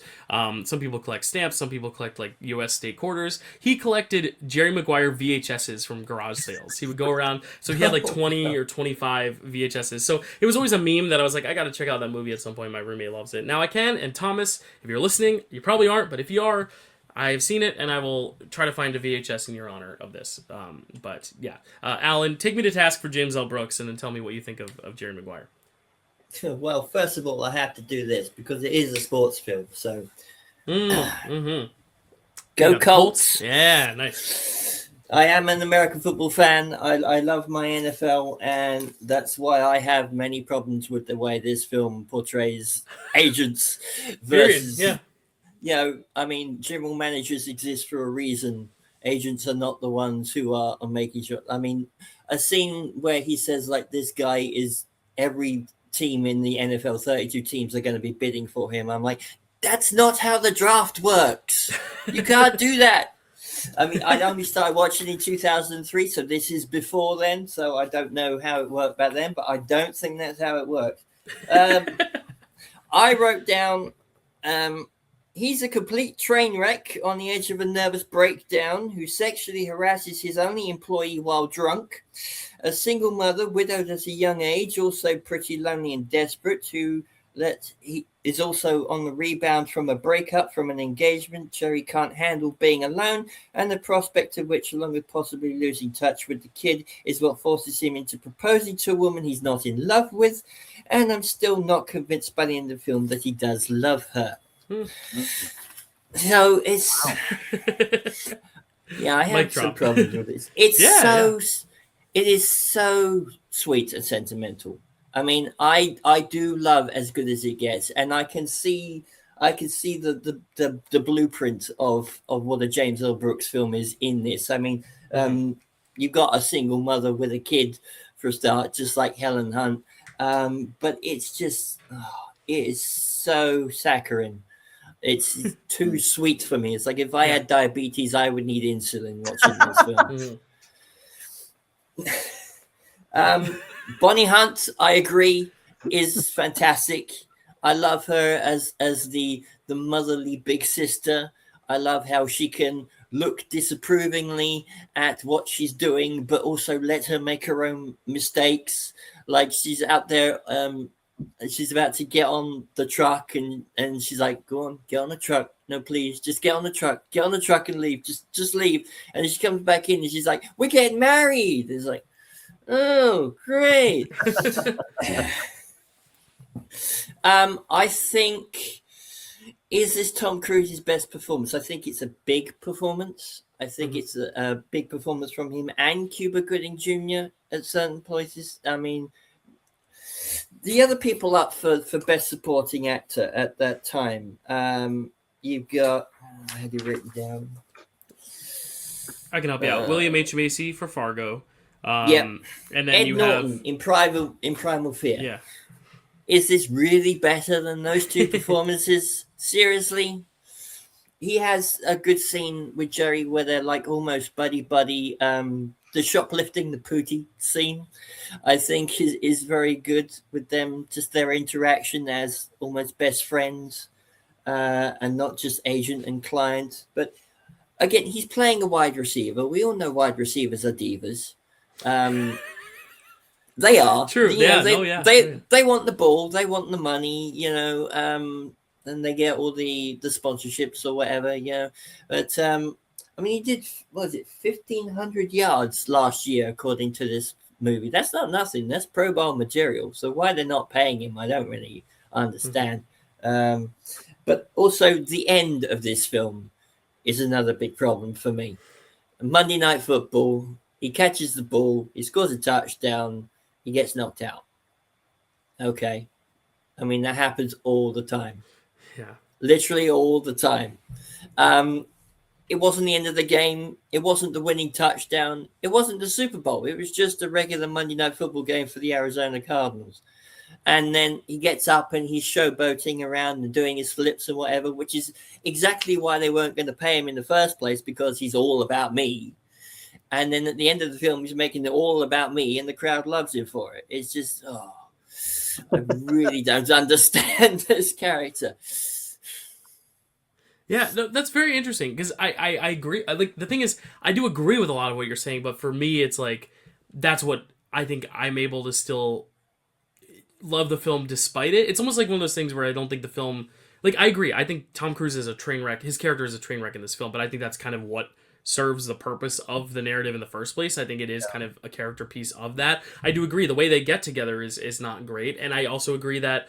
I also question the fact of are they actually in love, or is it just that he wants to give it a try to have love because he is now willing to open himself up to it more so than like he actually loves her. I think he does have love in his heart for her. It's the love versus lust versus in love type argument probably because it is very quick, but I do see everything you're saying, and I think the football accuracy is the thing that you're going to take to task the best because I watch football, but not as in-depth behind the scenes as well to where like I can't comment on the accuracy of all that, but you make good points about it, and that's the thing. I think that a film like this can have holes poked in them, but it's like where is it? Its heart is in the right place, I think, and for me it just worked, and that's what's so interesting too because I think As Good as It Gets has a similar amount of schmaltz, and you love it. And I hate it. So it's like it's the opposite almost. Like we're totally swapped opinions on these. Not that you hate this film. Not that I don't like. I'm not. This is not in my top 10 of all time. Like I think As Good as It Gets has a lot more in it than this film. There's a whole thing with his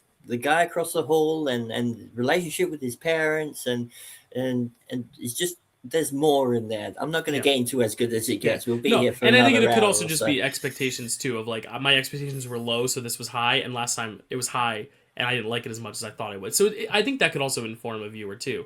But Chad, I'm interested to see what you think of this one because we've kind of got someone who's a little bit more critical of it for also like real factual inaccuracies too, and just some of the theming and some of the decisions made. Whereas I'm kind of like very intrigued by all that, but also willing to admit some of the faults of it. I don't think it's a perfect film by any means, but I just really like it. But Chad, where do you fall on this? I think we give the kid a lot more.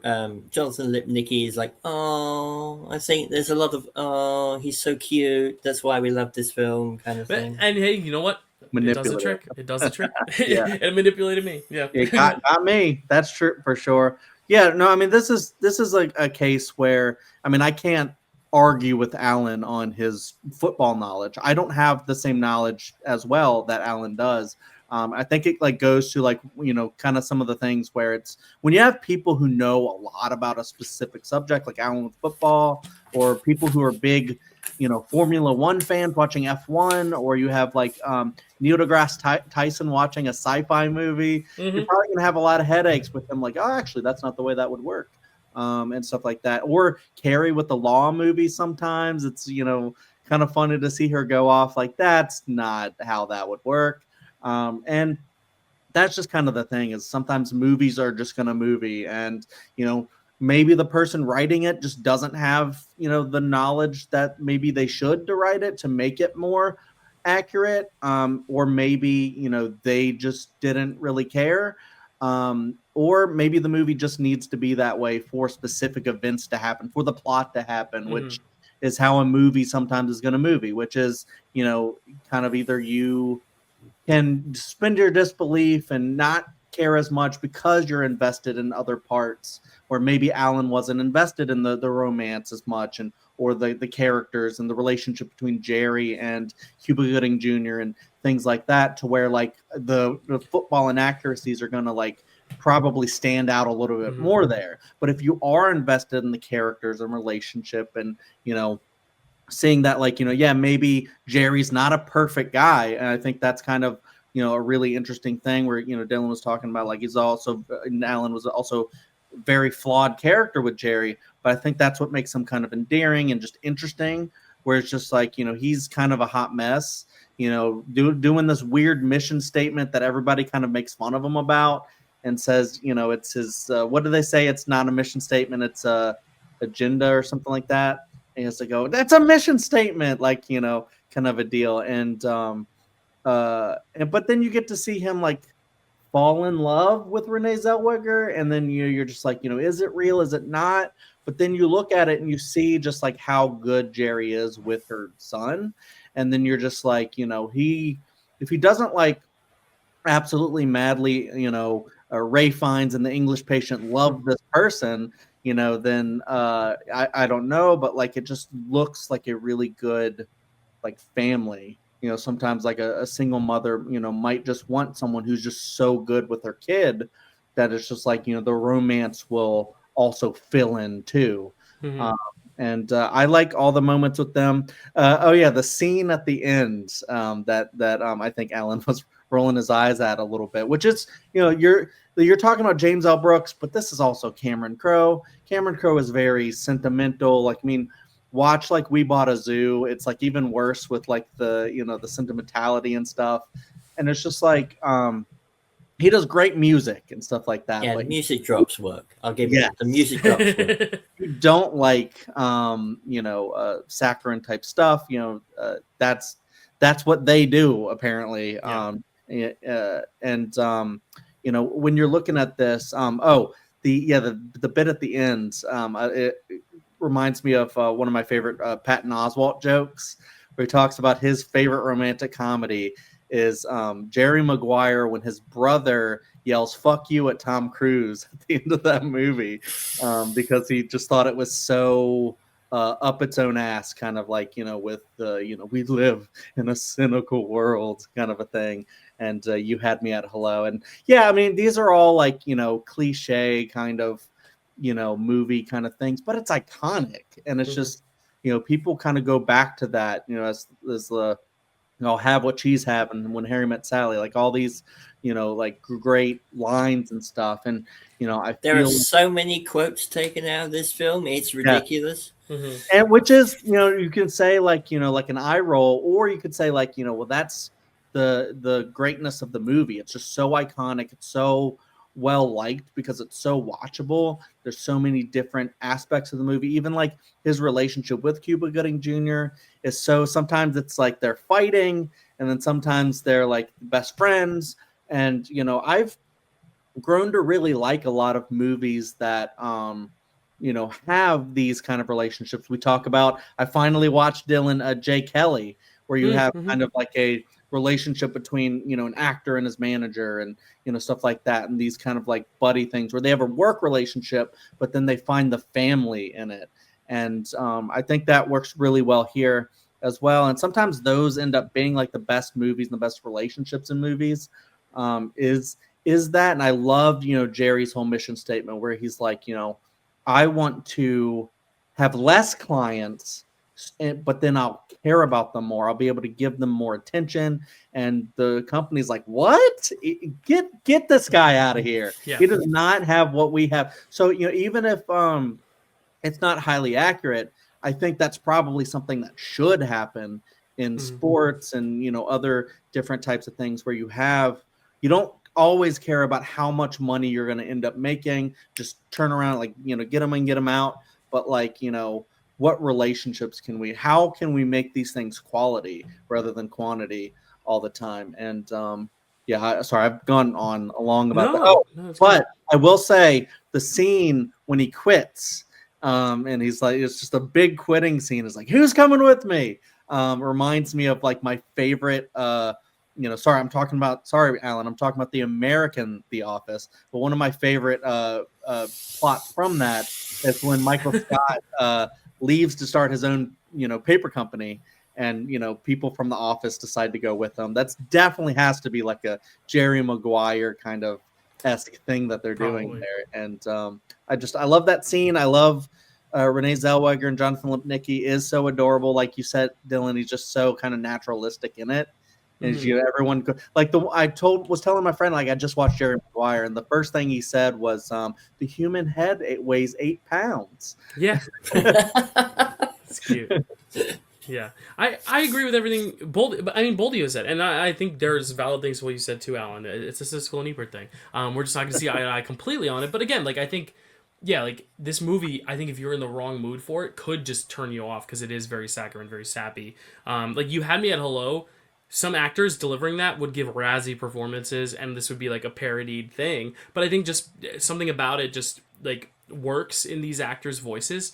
Yeah. And maybe it's because yeah, like maybe Tom Cruise himself also, I've always viewed him as someone that people didn't really take as seriously. Even though looking at his career, like he does have a lot of Oscar nominations or at least a lot of Oscar films. Like he is more of a prestige actor than you think. Personally, he should have won for Born on the 4th of July. He would he's great in that. Yeah, he's great in that. He's incredible in Eyes Wide Shut, Magnolia, so like Collateral. He's had a lot of great roles. It's just for some reason I think we look at him now, probably also because of the actual like, you know, religion and all that stuff too. Like, you know, we look at him a little bit more of like this kind of joke movie star. He's out of touch, but I think that's what works for this character too, is because he's a very scrappy character. He's not very polished, and you look at a movie like this with just a name of a guy and the poster is him smiling, you don't know what type of character you're getting into.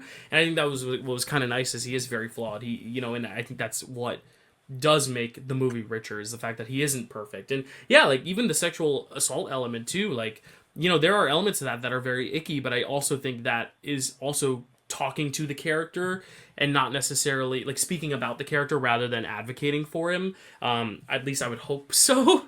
Maybe not, you know, maybe the film doesn't see it as big an issue, but I do hope. And I think that's why Bonnie Hunt is such a standout for me, is because she's the character to comment on that and be like, I don't know. All right. Yep. Okay. Yep. I'll listen. You know, I'm not really good at small talk. And it kind of goes to like how we talk about with like The Graduate, where like we don't know if they made a mistake at the end. And I think that's kind of, you know, it's a big moment. And then, you know, they have their big like moment, like we're going to be together and this is going to be great and stuff like that. But I mean, they're both in like their 30s or whatever, but it's still kind of like seems like kind of like a young love, where like I remember Alan talking about The English Patient, like they both seem kind of like kids. And like here too, like they're in their 30s. It's not like young, but it's like still like, you know, you can have like a fling and stuff. So maybe that's what this is. But I guess with the, you know, added like, you know, child in the mix, like might add a little bit more depth there. So yeah, it adds more responsibility for sure. Yeah, and it's like one of those things. It goes a bit past a fling when you say, "Will you marry me?" That's true. Right. That's true. True, and I think that's something also that the film comments on. I think they get married way too soon, but I think there's definitely something like they comment on that. Like I don't think that's like, oh, it's fine, they're just kids. Like I think they make a big point about how that wasn't right, and you know, and then when they do get back together, it's like, no, like this means something, but like let's like take it slow now. You know, it was interesting because I was watching it, and it's been a while since I've seen it, and because one thing about me, like when I was like first, like I'd always been into film like my whole life, but like really seriously trying to get into film, like my first, well, other than Adam Sandler, my first big, I guess I should say my second big like obsession was Tom Cruise. And that's why I'm such a big fan of baseball, because A Few Good Men and, you know, stuff like that. But like I was going through a lot of Tom Cruise stuff. And so I had seen Jerry Maguire, but like rewatching it just now, or just a little while ago for this, I forgot that they got married. And then when they got married, I was like, wait, what?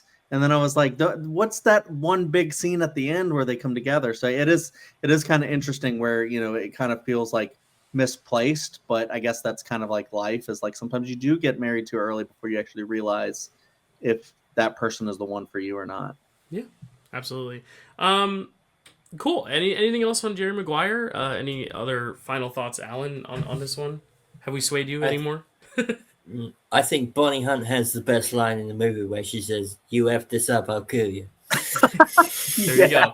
Yes, I'm glad we're also pro Bonnie Hunt in this podcast. Like I didn't think she'd be as much of a standout as she is, but I'm glad she is. Chad, do we think Ray is going to become a great baseball player? You certainly got the arm for it. Yeah, I love that. Yes, maybe he will. I kind of like that too, as a kind of little sprinkle on top at the end of the Sunday. Just a really sweet moment. Yeah. But Jerry Maguire up for 5 Oscars, wins 1 for supporting actor for Cuba Gooding Jr., nominated for Best Picture, Best Actor for Tom Cruise, Best Original Screenplay, and Best Film Editing. You know, Jerry, he says it as it is. He doesn't really have a lot of secrets, but he does lie a bit. Let's talk about a movie that's all based around secrets and lies. Let's talk about Secrets and Lies. Chad, tell us about Secrets and Lies. Secrets and Lies, directed by Mike Lee, written by Mike Lee, cinematography by Dick Pope, music by Andrew Dixon. Wait, did they do that on purpose?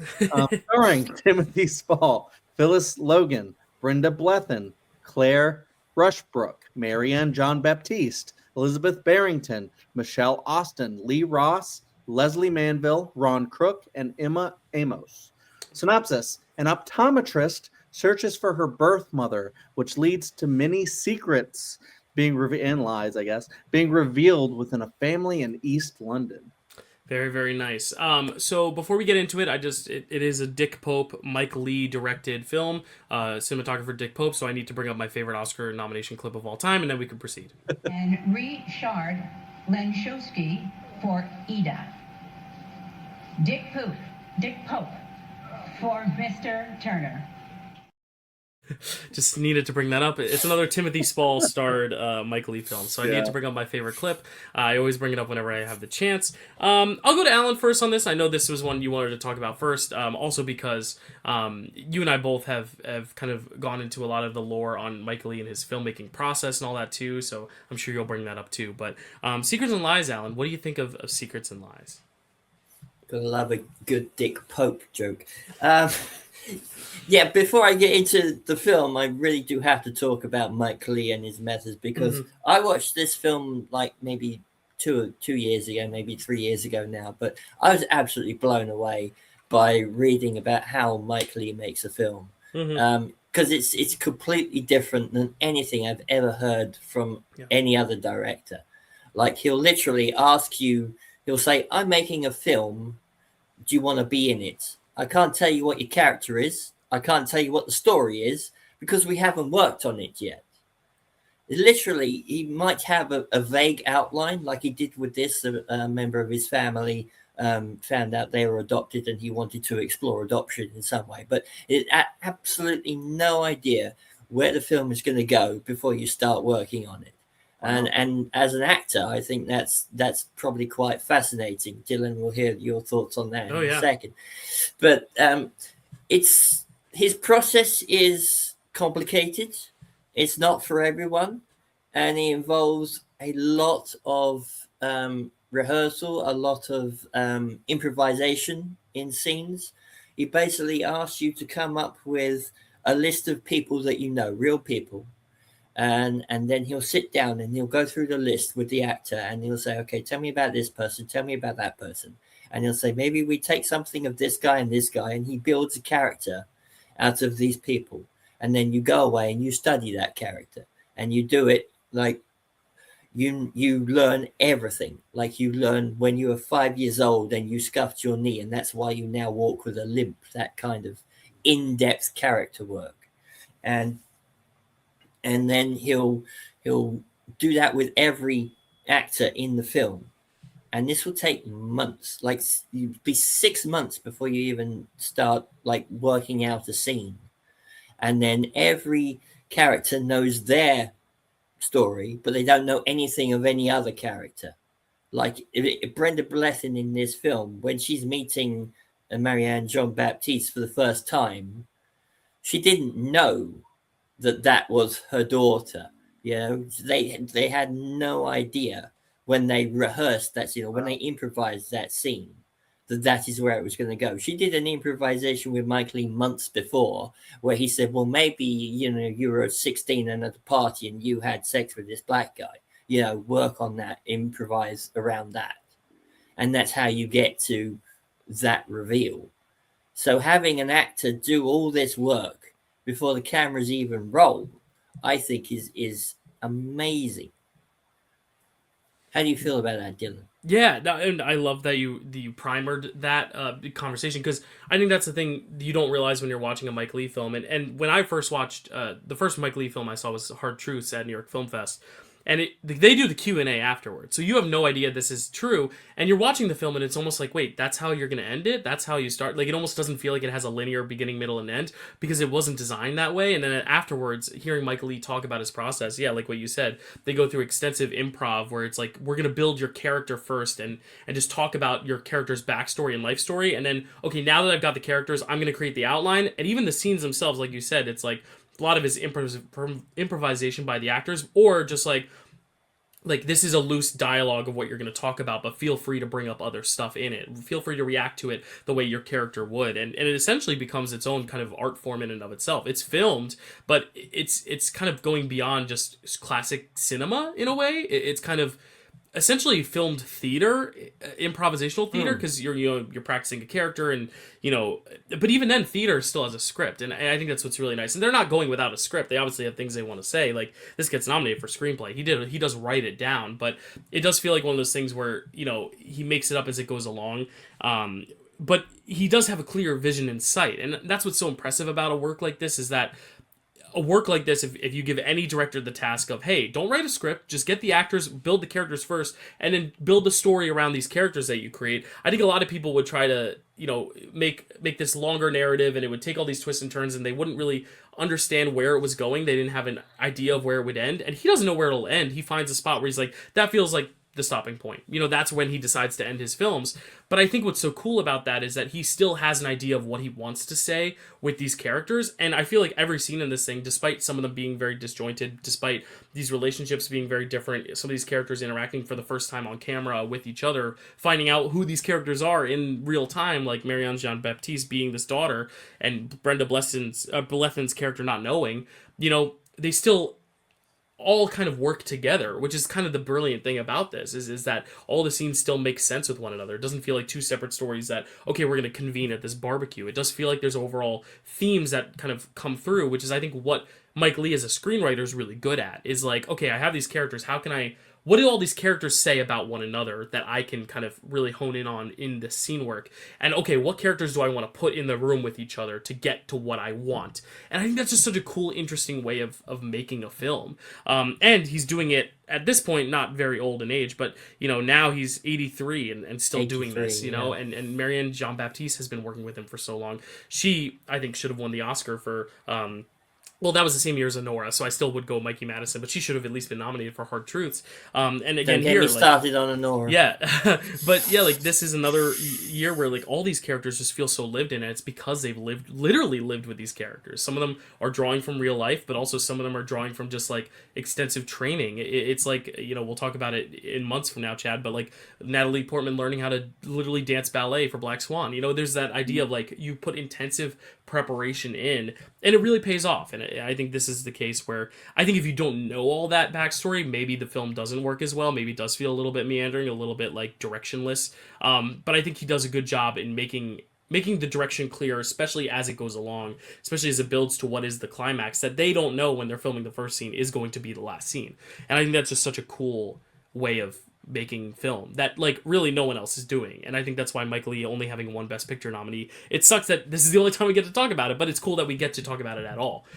So Chad, as someone who is probably, I know you've seen Mr. Turner and maybe a few other things of his, but because I remember talking to you when Hard Truths came out and you were like, I've seen Mr. Turner and maybe a few others, but what do you think of Mike Lee in general, but like this film as well? Because that's the thing, is like all of Mike Lee's films are kind of like this, not the same themes, obviously, not the same characters, but like kind of what you see is what you get for all Mike Lee films, and some are a little different than others, but this is probably the best just true example of like, if you want to know Mike Lee in a nutshell, this is it. So what are your thoughts on this one?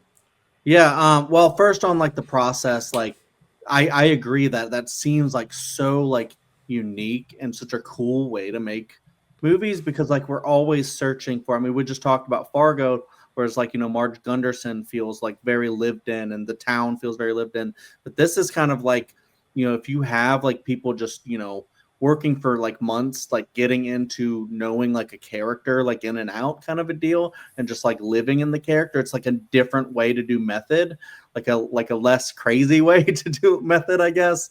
But it does say it's not really like living in the character. It's like when he like clicks his fingers, you're in the character, and when he clicks his fingers, you're out of the character. It's not like Daniel Day-Lewis saying, right. Yeah. I mean, that's why I say a different kind of method where it's like your character. Like it's like some actors, I imagine they just know what's on the page and they're just trying to guesstimate like exactly what that is, but like they don't like maybe know their character fully. Where some people will go and like do research, and like Jake Gyllenhaal like going and doing ride-alongs for End of Watch and trying to get into the mind of a police officer. And like here, kind of a very similar thing. Kind of reminds me a lot of like David Lynch, like having like his own process for like picking actors and stuff like that. Sometimes he would go and like pick like people who aren't actors, they're just people on the crew or something. Is like, hey, you would be great in this scene, and just kind of like doing a different kind of way. And I love that when like you have like a director who's kind of like an auteur that just knows how to make films in like their specific way. And so a Mike Leigh film is gonna, be like a Mike Leigh film. And I go transitioning into how I feel about the movie. I didn't know how I was gonna feel about it. I didn't know really anything about the movie. And then when I started it, I was like, kind of like maybe this is like meandering a little bit. As it went on, I just started to kind of love this movie. Like it just like really freaking grew on me, and I was like, holy shit! Like this thing is so incredible. I love all the stuff with the kind of searching for her birth mom and just trying to figure out if she should contact this person, and then the person being like hesitant at first, and then how she integrates into this family, and then this big bombshell of a thing like, oh, I have a long lost daughter, by the way. And how emotional that is, brings out so much about this family that they all had so bottled up that like, it's not until that very last scene, the birthday party, where everything just starts coming out. All the secrets and lies start coming out. Even like, Timothy Spall having that line of, these secrets and lies. And I'm like, oh, okay, you had to say secrets and lies. But at the moment, like with the character and like everything coming out, I was actually fine with him like name dropping the title. And or given the process, maybe he made the title after the moment, what I was just thinking. Like, he was like, wait, that's perfect. That's the title. So that's true. Yeah. And so it kind of feels maybe like when you're watching it, like there it is, they said it, we're done. Yeah. But or like that's like the whole intention is like, okay, so now that I have all these characters, I think my goal for this is going to be all about how we handle each other's secrets and how we go about addressing lies. Yeah. That is going to be your like your through line. Okay, go. Whereas like Hard Truths, it could be about, okay, for this film, I want you to focus on like those things that you want to say that are tough to say but are hard truths that you have to say. Go. Like I wonder if that's just like Secrets and Lies just being like the overall like thesis of the film, maybe is also just why it's called that. Maybe that's like a working title that he just stuck with, focus on this, I wonder. That's the Mike Leigh magic. You never know how a film is going to turn out until it turns out. That's why when it turns out really good like this, you got to celebrate it. Yeah, I 100% agree with that, which is brilliant, which is why I think it does start, maybe at first you're just kind of like, where's this going?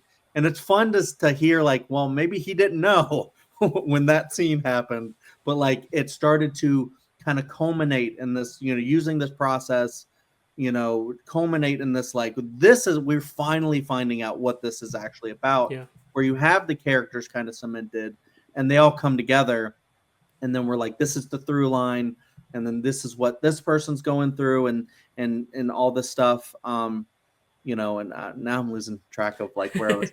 So someone else talk so I can get it back. No, you make a lot of great points, and I think the coolest thing for me about this film is that her being black is not really a focus at all.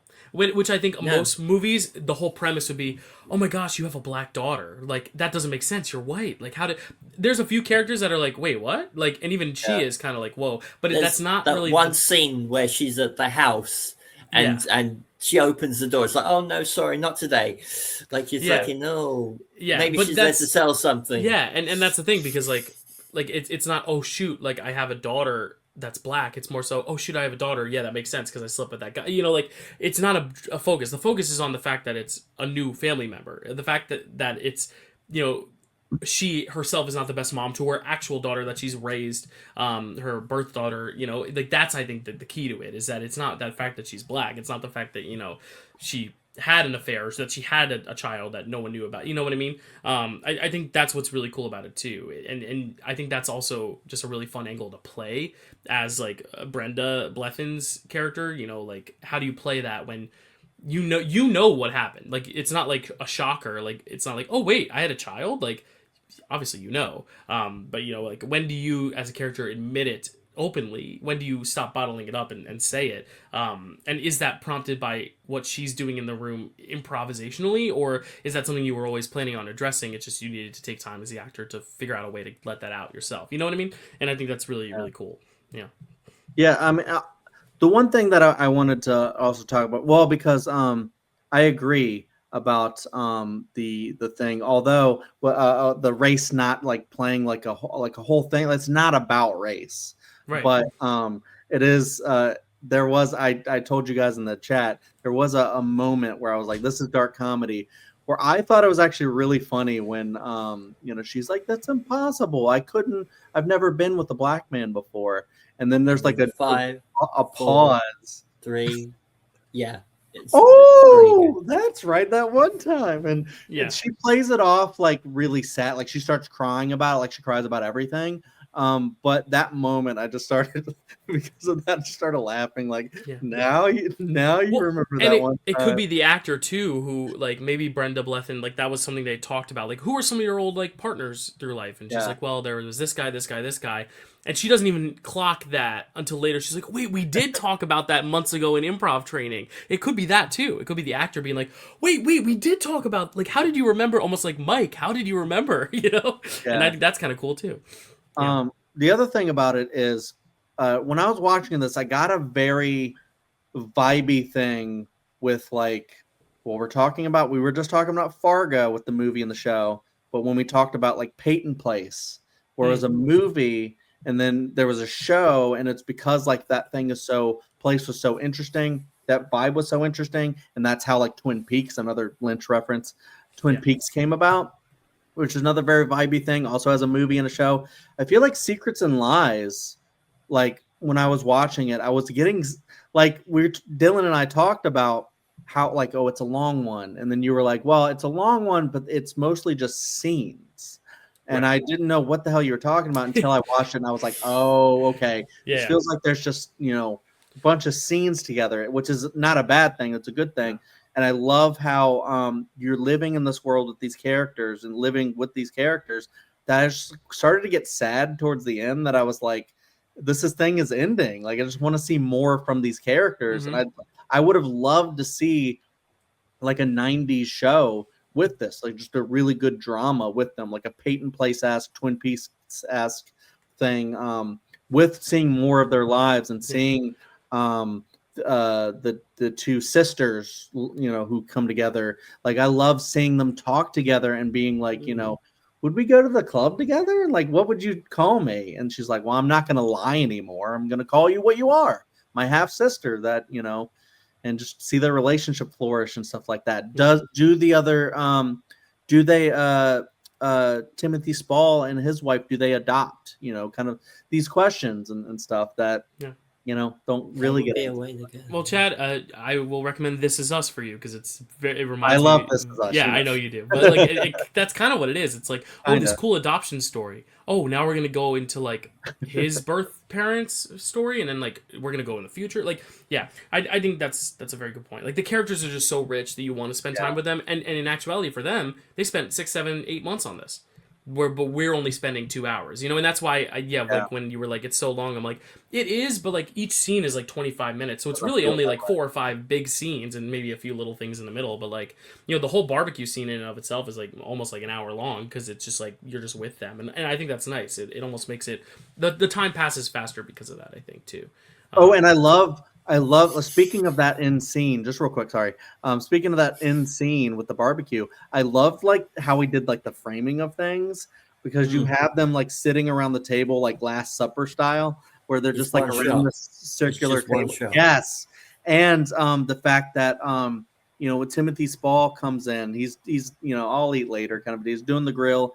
Comes in and I'm like, is he gonna sit in that empty chair and you're gonna see the back of his head? And he just stands there eating, puts the stuff on the bricks, and I'm like, but this like just shot is just brilliant. I just love watching this whole scene play out with this one shot. So That barbecue scene was rehearsed and improvised for 10 days. wow.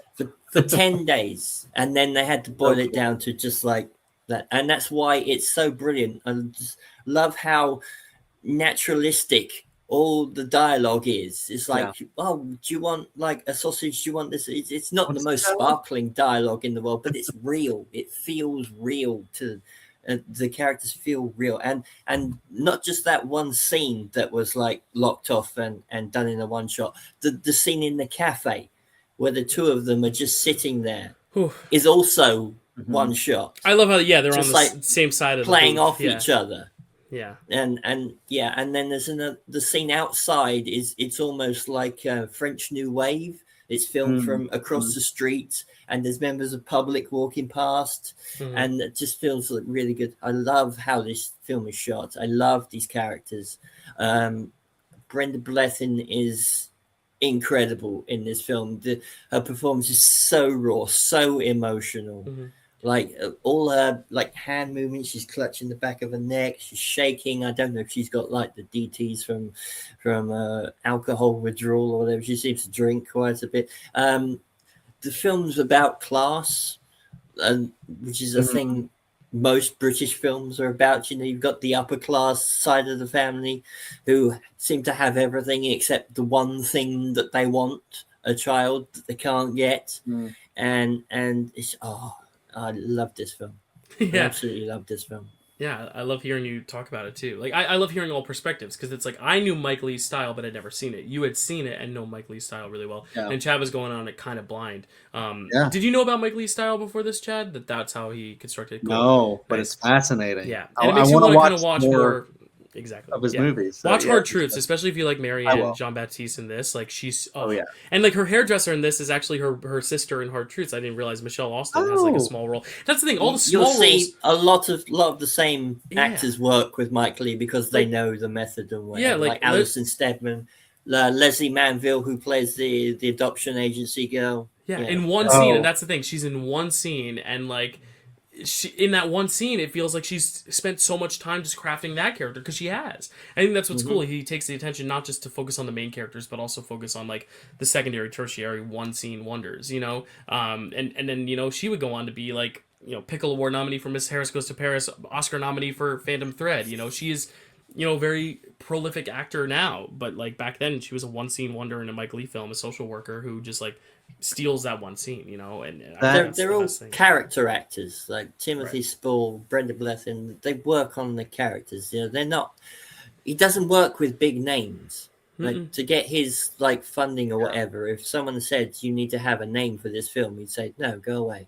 No, I'm not not going to have an actor I don't want, or I can't work with. Right. That was my one potentially negative, but it's a personal thing.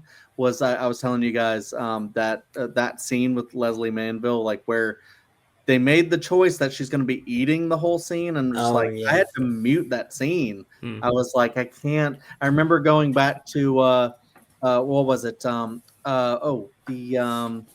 The ship one, the Triangle of Sadness. They had like a scene where they were eating for like a whole scene. I'm just like, why? Why do you have to do this to me? But that's such a personal thing where it's like most people are not going to care about that, and it like adds to the character. Maybe she's just eating on the job, and it adds to the realism. It's like this character would just be chowing down, But I like what you said about like the character actors, and because Timothy Spall, we know him really well just because Chad and I grew up as Potterheads, and just like he's been in so many things. He was in Enchanted, and he is in a lot of also Mike Leigh films, like Mr. Turner. He is Mr. Turner, but I do think.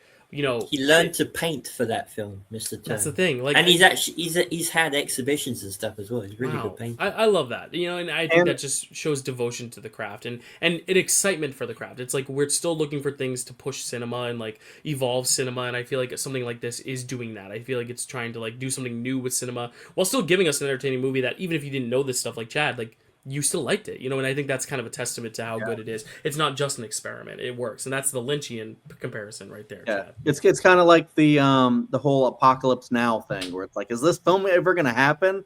And then they make that film like in the edit, and then people go on to be like, well, that might be one of the greatest war movies ever made. We'll talk about whether it is at some point on this show. Yeah, I've never seen it, so we'll have to find out. One quick thing though, and just warning about real animal violence in that. But the whole, because they had a lot of scenes with Timothy Spall's character, doing photography. But I don't know why I air quote that. You might have even seen that, but because he's literally doing photography. But they have that one guy that shows back. And like he comes back and he's like, I'm still a photographer, right? Like, what was the significance of that? Yeah. I mean, that scene I think you could have cut basically. Yeah, I don't think that adds anything. Yeah. It just shows that maybe he's like standing on his own. He's made his own business or whatever. He's not been like his money is his own. He's made it himself, kind of thing. I think that's what it is. Yeah, but maybe it does add in there somewhere. But yeah, I also felt was like, why is this? What is this? Yeah, and that could be also just like the one downside to like all this work is like there's going to be some stuff that you work on so intensely that doesn't make the cut, and stuff that like we don't even know half of the backstories that these actors do, and the actors are the only ones who ever will. And I think that's really cool that like there's a whole story out there about Maurice's character that you probably just don't even get yet. Like we only are seeing a small glimpse of it, where you could do a whole like 6-season series. And probably get all of it, but you're not. And I think that's what's awesome as an actor too. Kind of your original question, Alan, to me was like, as an actor, how do you approach a work like this? It's like, it's a unique experience to really kind of just, kind of like what Chad was saying with the method, but like really step into the shoes of this character entirely and not just take what's on the page and try to make it up for yourself, but like literally like almost kind of exist as that character in your own headspace and really try to tap into everything about that character, not just what happened right before this play, not just what happened in the play, not what happened right after, but like what happened when you were 6 and you scraped your knee. Like I think that's a really cool detail that people just usually don't have the time for. A lot of directors like we have to just get right to shooting. Oppenheimer just won the Oscar. All right, let's get on the Odyssey set next week. Like I don't think you have that luxury with Mike Leigh. It's why he's not making a ton of films. It's why they come out every 10 years. But yeah. I like that. It's because he's taking the time to really try to get something completely new out of his actors and out of his process. Because you have to still try to grow yourself as a filmmaker too every time you do this. You don't want to do the same thing every time. How did you differentiate, especially Marianne Jean-Baptiste, working with him then and now in Hard Truths? Like, how does this keep it fresh for her and not just like resorting to the same process of like, oh, we got to do this again? Why does Timothy Spall keep coming back? And I think it's because this is a really interesting filmmaking method that works and that actors like to do because it's so different and rewards them in just doing something different and playing with the craft in a unique way that you don't get from 99% of other filmmakers, and all those who are also doing it like Mike Leigh are doing it because of Mike Leigh. So. Yeah, and I think the thing that works in England especially is a lot of actors, they start in the theatre, before they go to movies. They've done like traveling circuses all over the country, different plays, whatever, and they've worked improvised like that. And I think that's why it works with more English actors than it would with, say, American actors. Yeah. Going back to Timothy Spall's backstory, there was that one scene in the bedroom with Brenda Blethyn where she's like hugging him. And I was like, that's your brother. Remember, that's your brother. It felt very like there's something more going on there, because they basically raised that daughter together as a pseudo like mother and father to that daughter, and it just seemed like there was something in that backstory that they weren't telling us. Anyone else get that? Yeah, I didn't really get any sort of like romantic vibe necessarily, but definitely a closeness that like isn't spoken about. But again, like he has the least amount of reaction to this daughter existing. I feel like he knew, but like, does she know that he knew? And that's the question of like the actors. How much do they know? Because that's the thing. He also knew. That's in the script. He knew, right? But he told the wife.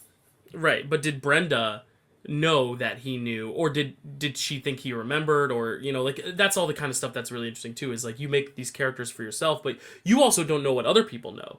As an actor, if you're Marianne Jean Baptiste on the set, you don't know if Brenda Blethyn knows who you are, or if she's gonna be like, oh my god, it's you. You don't know what reaction you're getting from her. And that's what's kind of interesting. It's not just secrets and lies of the characters, but secrets and lies of the cast too. Of like, what do the actors know that the other actors don't? Yeah. And I think that's really cool in too. the rehearsal stage you're talking about. Right. Yeah. Right. And it's like just the nature of like recall is like different characters have different memories. So like I just find that interesting too, where it's like just Absolutely. the rich history of like like I have a screenwriting book where they're like, take a character and just write the character, just flesh out that character and write everything about that character that you can even think of, even if it doesn't end up in the screenplay. Make it rich and make the character just fleshed out and just known. And I just love how it feels like there's more everywhere. This is what Alan was talking about. It's like, feels like there's more everywhere. And, you're just so fascinated and like, what else is there? But we only get this one movie. We don't get the rest of the knowledge. So I guess that can be like kind of frustrating a little bit, but also, fascinating that it feels like the characters are so lived in. That's just fantastic. So it feels like there's something going on with the eyes and the eyes to the soul. You've got Marianne Jean-Baptiste is an optometrist. She works with eyes. You've got Timothy Spall, his camera is basically like an eye, like taking pictures. Yeah. This is the Alan Potter special. We were ready for this. We were excited for this. I did not think of that either. But yeah, symbolism. And that's the thing too. It's like not just character work that Mike Leigh is doing. He has other things going on. Yeah. That he now has these characters. That's all the foundation. Now he can craft what he wants to make. And that's why he also deserves credit beyond just like the acting training, For sure. I love that Timothy Spall as this character can make everybody else's day better by getting them to smile for a photo, but when he goes home, he can't do anything to fix the problems at home. Yeah, I think that's another really interesting aspect of this film. And I love that it showed a couple that's going through something that's so difficult, and like I got emotional. Like fortunately, I've had similar issues, but I ended up being able to have a son. But like it's a whole thing where like even still the process is just very emotional, especially if you find out that you can't have kids no matter what. And then I love that scene at the end where it's just like, I feel like, maybe you don't love me anymore, and just being so open. And that's what the film is about too, is just being open and, not having as many secrets and stuff. And then, she's just like, I love you so much. And then also when Brenda comes in and hugs her, like they've been at odds the whole movie. And that release of like that hug, I was just like, oh my God, she's going to go give her a hug. And that's just like a moment of you never thought would happen, because it seems like they hate each other. And it's like when she realizes what she's been going through, and she says, you've had all this issues with like, having like the illegitimate daughter and the, being a single mother and just all this stuff. But like you have two beautiful kids, and I can't ever have that, with adoption and stuff. Sure. But like, I can't ever have that. And, and then she gives her the big hug, and you just feel, oh, it's just so good. I don't know. Just love cathartic. That moment. Yeah. It's very, I just had to say that in that final scene, I feel very, very sorry for Jane, the assistant, who's just like all this family stuff is going on, and she's just like sitting there saying nothing. Like, this has nothing to do with me. But when she tells Timothy Spall's character, like, you're just such a great dad, even though he's not a dad, he kind of is, because like you said, he helped raise the daughter. Yeah.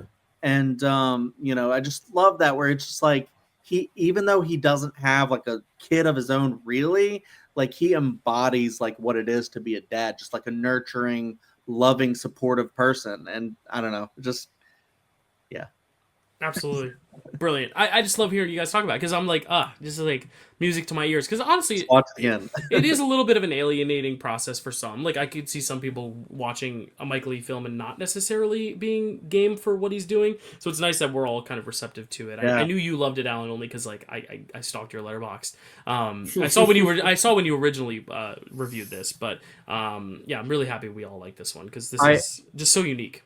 I'm buying the Criterion. That's Period. Yes. definitely gonna need to. Yes. Nice. Alan's got it. Looks like. Yeah. Yep. There it is. Alan, any And last? a lot of criterions by on this one. Yeah, I'll let you have the final word on this, Alan. Anything else on Secrets and Lies? I just want to say what you said before. Mike Lee is 83. Dick Pope unfortunately died in 2024 after completing Hard Truths. We don't know how many more films he's got in him, and just celebrate him while you can. Yes, very well said. Mike Lee, his film here, the only one that got nominated for Best Picture of his career so far, at least, but didn't win anything, sadly. Only gets nominated for 5, but 5 well-deserved nominations for Best Picture, Best Director for, of course, Mike Lee, Best Actress for Brenda Blethyn, Best Supporting Actress for Marianne Jean-Baptiste, and Best Original Screenplay. So this acting style, really shined for us. Let's talk about another acting performance, maybe that shined for others in a film that might have shined for some. It's called Shine. Chad, tell us about Shine. Actually has nothing to do with Stephen King or Stanley Kubrick, but There you Shine, directed by Scott Hicks, written by Scott Hicks and Jan Sardi, cinematography by Jeffrey Simpson, music by David Hirschfelder, starring Jeffrey Rush, Sonia Todd, Justin Brain, Chris Haywood, Gordon Poole, Armin Mueller-Stahl, Nicholas Bell, Danielle Cox, Rebecca Gooden, and John Gielgud. Synopsis: a young piano prodigy is abused by his father, which leads to mental troubles later in life. Did I not write down like the other guy who plays him? No, you said it. Noah Taylor, right? Or no? I didn't say it. Oh, okay. Where is he? He's in there. He's like in most of the film. Well, and that's, I think, the first thing we have to talk about. Like, Jeffrey Rush is the Oscar winner. He's the best actor, and I've heard like this film was very well known for me only because so many people are like, Jeffrey Rush, Shine. It's like one of the best performances, and it's great. But I also was like, wait, he's not. Where is he? Is he the lead actor? And he is the lead character, but is he the lead actor of this film? Is anyone the lead actor in this film? It's a very interesting debate. But like, Anthony Hopkins has 10 minutes of screen time in Silence of the Lambs. So I'm not going to debate whether someone should be lead or supporting, but it's just very interesting. I wrote down, it feels like he's in this film for 20 minutes. And he might be. Like, and that's the thing. That's what's very interesting. This has got to be the second lowest next to Anthony Hopkins, I should guess. I'll look it up now while y'all talk about it. But I think it's like 30 minutes he's in total. Chad, what did you think of this one? This was a first watch for all of us, or no? Yeah. For me? First watch. Yes. Okay. Yeah, okay. Chad. I like this one. I think it's just a really good look at. I like this one, but I was also, kind of upset and frustrated because it does show like a kid getting abused, not just like a child, but even like a teenager going into adulthood kind of a deal where you have like this, Stockholm syndrome kind of a thing where, all the kid knows, like going back to Room, where it's like, all the kid knows is this life with these parents and this overbearing dad who just feels like it's so like narcissism that it just feels like it's, evil, but it's like that character. And there's a lot of people that are like this, where they're like, you need to live for me and you need to be at my beck and call and you need to listen to everything I say. If you go try to do your own thing, you are abandoning this family, and everything that I've done for you is you're just saying it doesn't matter anymore, and you don't love me, you don't want me, and it's all about them, and it's never about the kid. And I mean, that's how I, like watching a movie like this kind of like just like is further like, I guess, justification or whatever to show how not to be a dad. And it kind of like inspires me to, not be that way, having to try and control your son or your daughter and, make their life yours or whatever. Alan's here. There's a great Buffy episode where, Witch, where the mother wants to basically put herself literally in her daughter's body and relive her high school years and stuff like that. It kind of feels like mom syndrome. Yeah, it feels like that's what this dad would do if he could, or I don't know if he like wants to be his son, but like, it's just so like I get it. Like, I want my son to be so close to me for as long as possible, but like, it's the Finding Nemo effect. Like, you want your kid to go and experience life and just go live for them, too.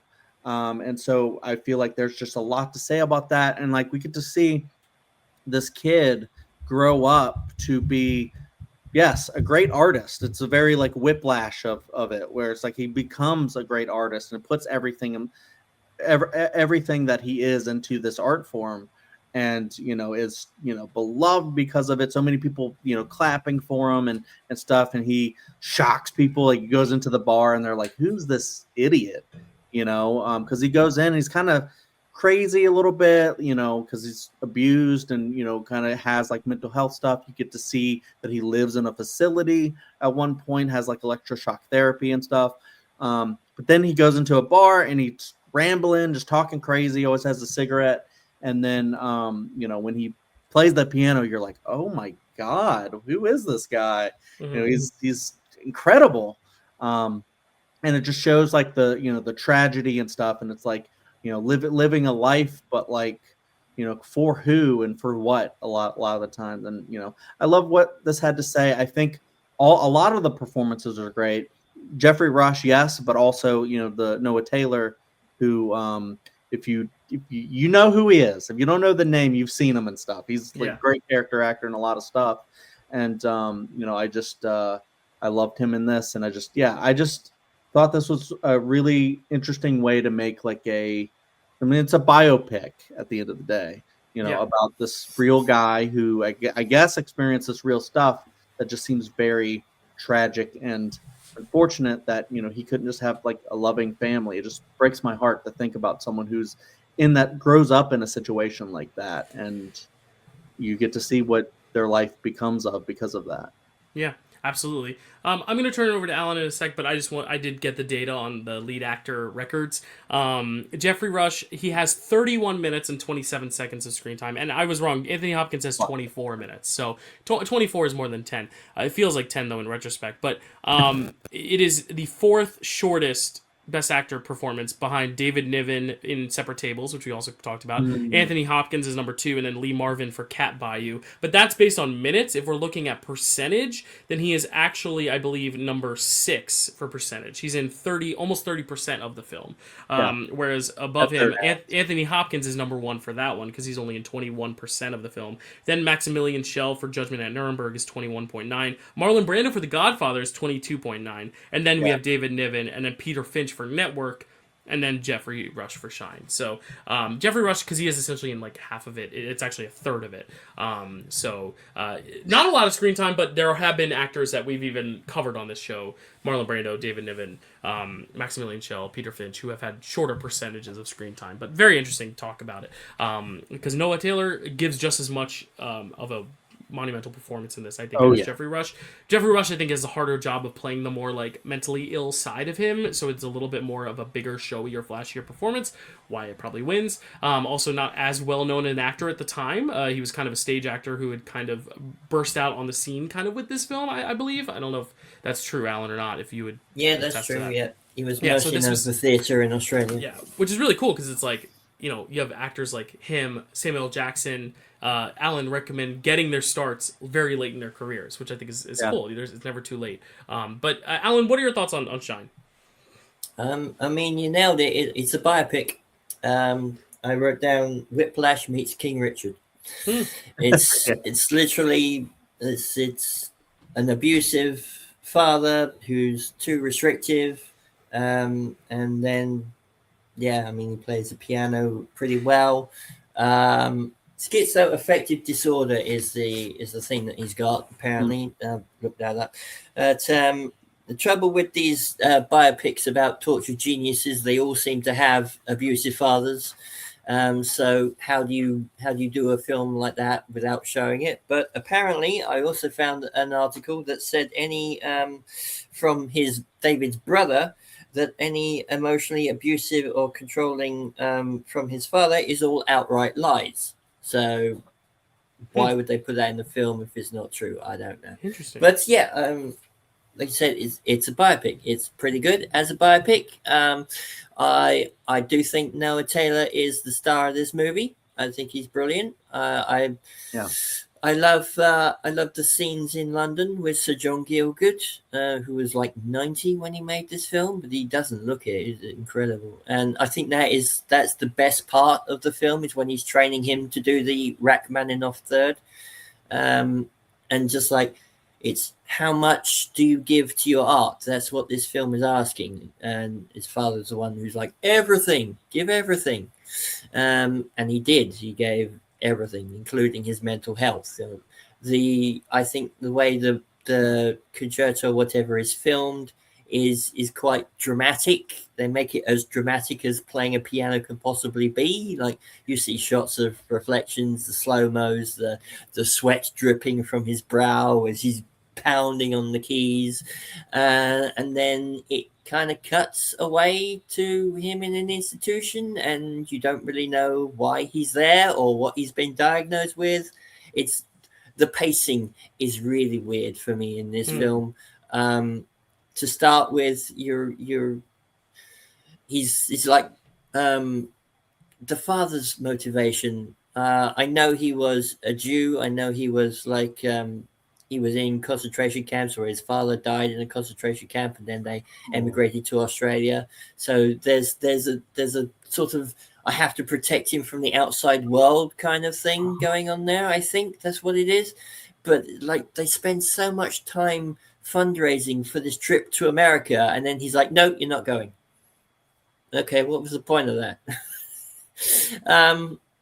So yeah, you get the middle stuff with him at the Royal College of Music. Great scenes there, and then, like I said, it cuts. He's in an institution. I think he was there for like 3 years or something. Doctors barred him from playing the piano, and then you get a very, very weird romance at the end, which takes like 2 minutes before he proposes to her in real time. I'm not sure how long it was in real life, but like, that relationship, I mean, where did that come from? Yeah. Seriously. Yeah. Lynn Redgrave, another great British actor. Family, I think she's wonderful in it. Yeah, she's very, very wonderful in that role. Actually, she was, for me, the performance standout of the film. Just because it was like, it was a very random story beat and storyline, but like, I was like, she's very charming, and like, I don't know, that she just has a magnetism on camera too. But yeah. And the other thing I wrote down, I thought that the final concert would have been a bigger part of the film. Like, they could have led up to it, and instead they just like cut to a standing ovation. Oh, he must have done pretty well then, kind of thing. Yeah. It's kind of like if it were more like Whiplash, like that Whiplash final performance is just incredible, like, something like that. Yeah. But also, I mean, you had the Rachmaninoff 3 in the middle, and how much can you just watch someone playing a piano in a film? True. A couple. I could have done a couple. That's the thing, is I honestly kind of wanted a little bit more of the piano stuff. Like, I just think, I agree. I think it's a little weirdly edited. Not even weirdly edited, but choosing exactly what they show and when they show it.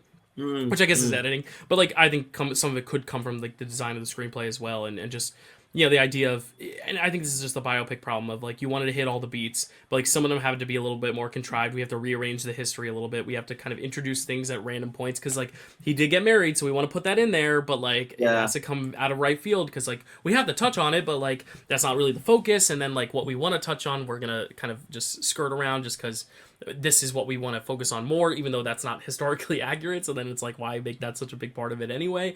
But I agree. Like, I just think it's a weirdly constructed biopic. And I just think at this point, for me, unless you get like a Love and Mercy or, that's the only one I can think of off the top of my head, but like a biopic that really tries to like rearrange the formula and really kind of just do something. Better Man.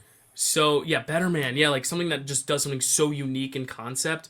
like a biopic at this point, especially if they're well known, is going to be really tough for me. The plus here was that he wasn't well known, or at least to me, so it was kind of a little bit more easy to be like, okay, I don't know this story, even though it hits a lot of conventional beats. I had no idea. I had no idea what kind of film I was watching. All I got was I didn't even read the back of it. It's like this guy looks kind of like an Aborigine. He's got the white stripe on his thing. It's obviously Australian, but I didn't know if it was a drama or a thriller or just went in completely blind. Yeah. So I think that's kind of nice that I didn't know this story, but even then, like, especially if I know the story, but even if I don't, like, biopics now, we've covered, even on the show, we've covered so many, and it's like, unless you're coal miner's daughter and you're the first, like, music biopics, it's harder and harder as, you know, as it goes. You know, like, give us a Tar, break it to you, Dylan, but you're probably going to cover a few more as well. Oh yeah, absolutely. And that's a tough reality, but I'm just biopicked out, I think. So watching this, I was kind of just like, okay, like, it is coming out before this wave of other, like, after Popstar, Never Stop, Never Stopping, they should have just stopped, you know, or really put attention into making something truly unique, like Better Man or Pavements or something that's just totally different, you know. Yeah. But the movie that's making the most money right now in the box office is exactly that. So, you know, we'll probably not cover it, I think. Maybe we will. Who knows? The reviews are bad, but it's getting money, so we'll see. But yeah, like, I really don't have much to add. We haven't covered Bohemian Rhapsody yet here, so buckle in. It's gonna come. But just these biopics, I'm just kind of like, I'm just kind of tired of them at this point. But again, like, I think it's more entertaining maybe than English Patient at times. Like, that's where I have to weigh the debate in my head of like, well, would I rather sit through this or that? But like, that's a better film than this. But like, this has better moments than that. Like, you know, it's tough. Yeah. And Jeffrey Rush is good. Jeffrey Rush is good in the film. He's very good. He's very good. The poetry with the words and the way he says things it's all very good. He does his own piano playing. You can see like shots from above, and he freely admits, you know, there was a backing track. It wasn't his sound that was coming out of the piano, but his fingering and everything. You know, David said, that you know, has I'll to do be the fingering. Yeah, and it's just like, because like when I first started this movie, when he just like ran into the restaurant and was like mumbling and stuff, I was like, okay. Oh wait, he won Best Actor for this? Okay, interesting. Mm-hmm. And then in the third act, he sold me. I was like, all right, okay, he's really good. Especially that scene where, like I said, he goes into the bar and the people are like, who is this idiot? And then he starts, you know, playing like the bumblebee. Yes, and it's incredible. And you're just like, whoa, okay. And just he does it so like effortlessly and kind of like, you know, it's second nature to him and stuff. But yeah, I mean, I will say, like, I get it, like where people go like this, kind of like a by the numbers thing. But you know, I haven't seen Michael yet, so I'm sure this is very. Like, I haven't either, so I could be totally wrong. I could see that and be like, "Whoa, it's so good!" Like, you know, they didn't need all the real dark stuff. I don't know. I'm sure this is also very similar, but like maybe this goes even darker with, you know, showing like the abuse and things like that of the dad and stuff. And you know, Alan saying like this, there was a backing, like there was more about that actual person / character that maybe could have been revealed a little bit or dive deep into a little bit more with the, you know, roots to like the Holocaust and things like that, you know, I didn't really get. I knew he was like Jewish and stuff, like going to synagogues and stuff, but like, you know, I didn't get that. But maybe that context would add a little bit more complexity to the character rather than this is just what a piece of shit narcissist who, you know, takes this whole thing to his grave of this grudge against his son betraying him or whatever in his mind, where it's like, you know, just be there for your son and stop being a piece of shit and just like. Well, he did come back to give him the medal. That was supposed to be a sort of redemptive. I'm sorry, it just doesn't. No, it's too easy.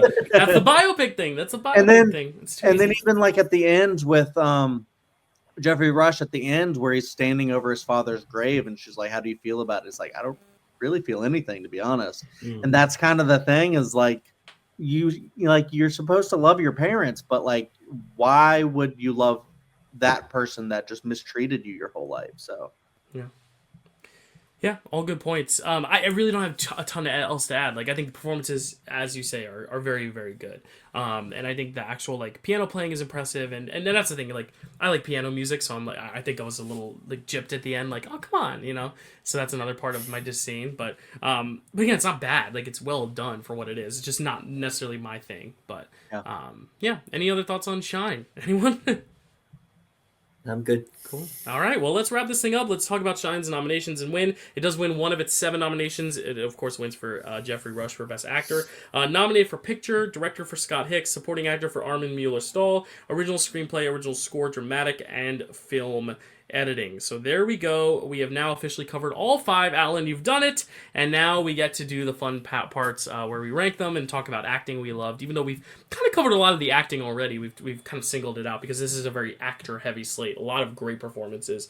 I think that's kind of the through line. All these movies, whether you love them or hate them, have great performances. So let's start with our rankings. Alan, I'll let you kick it off. What is going to be your number 5 in the ranking here? My 5 is Shine. All right, Chad. What is going to be your number 5?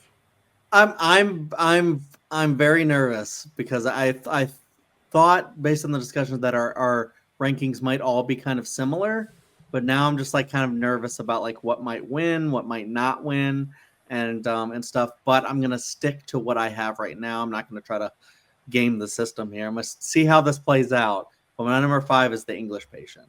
Okay, my number 5 is going to be Shine as well. Alan, what's going to be your number 4? My number 4 is The English Patient. Okay.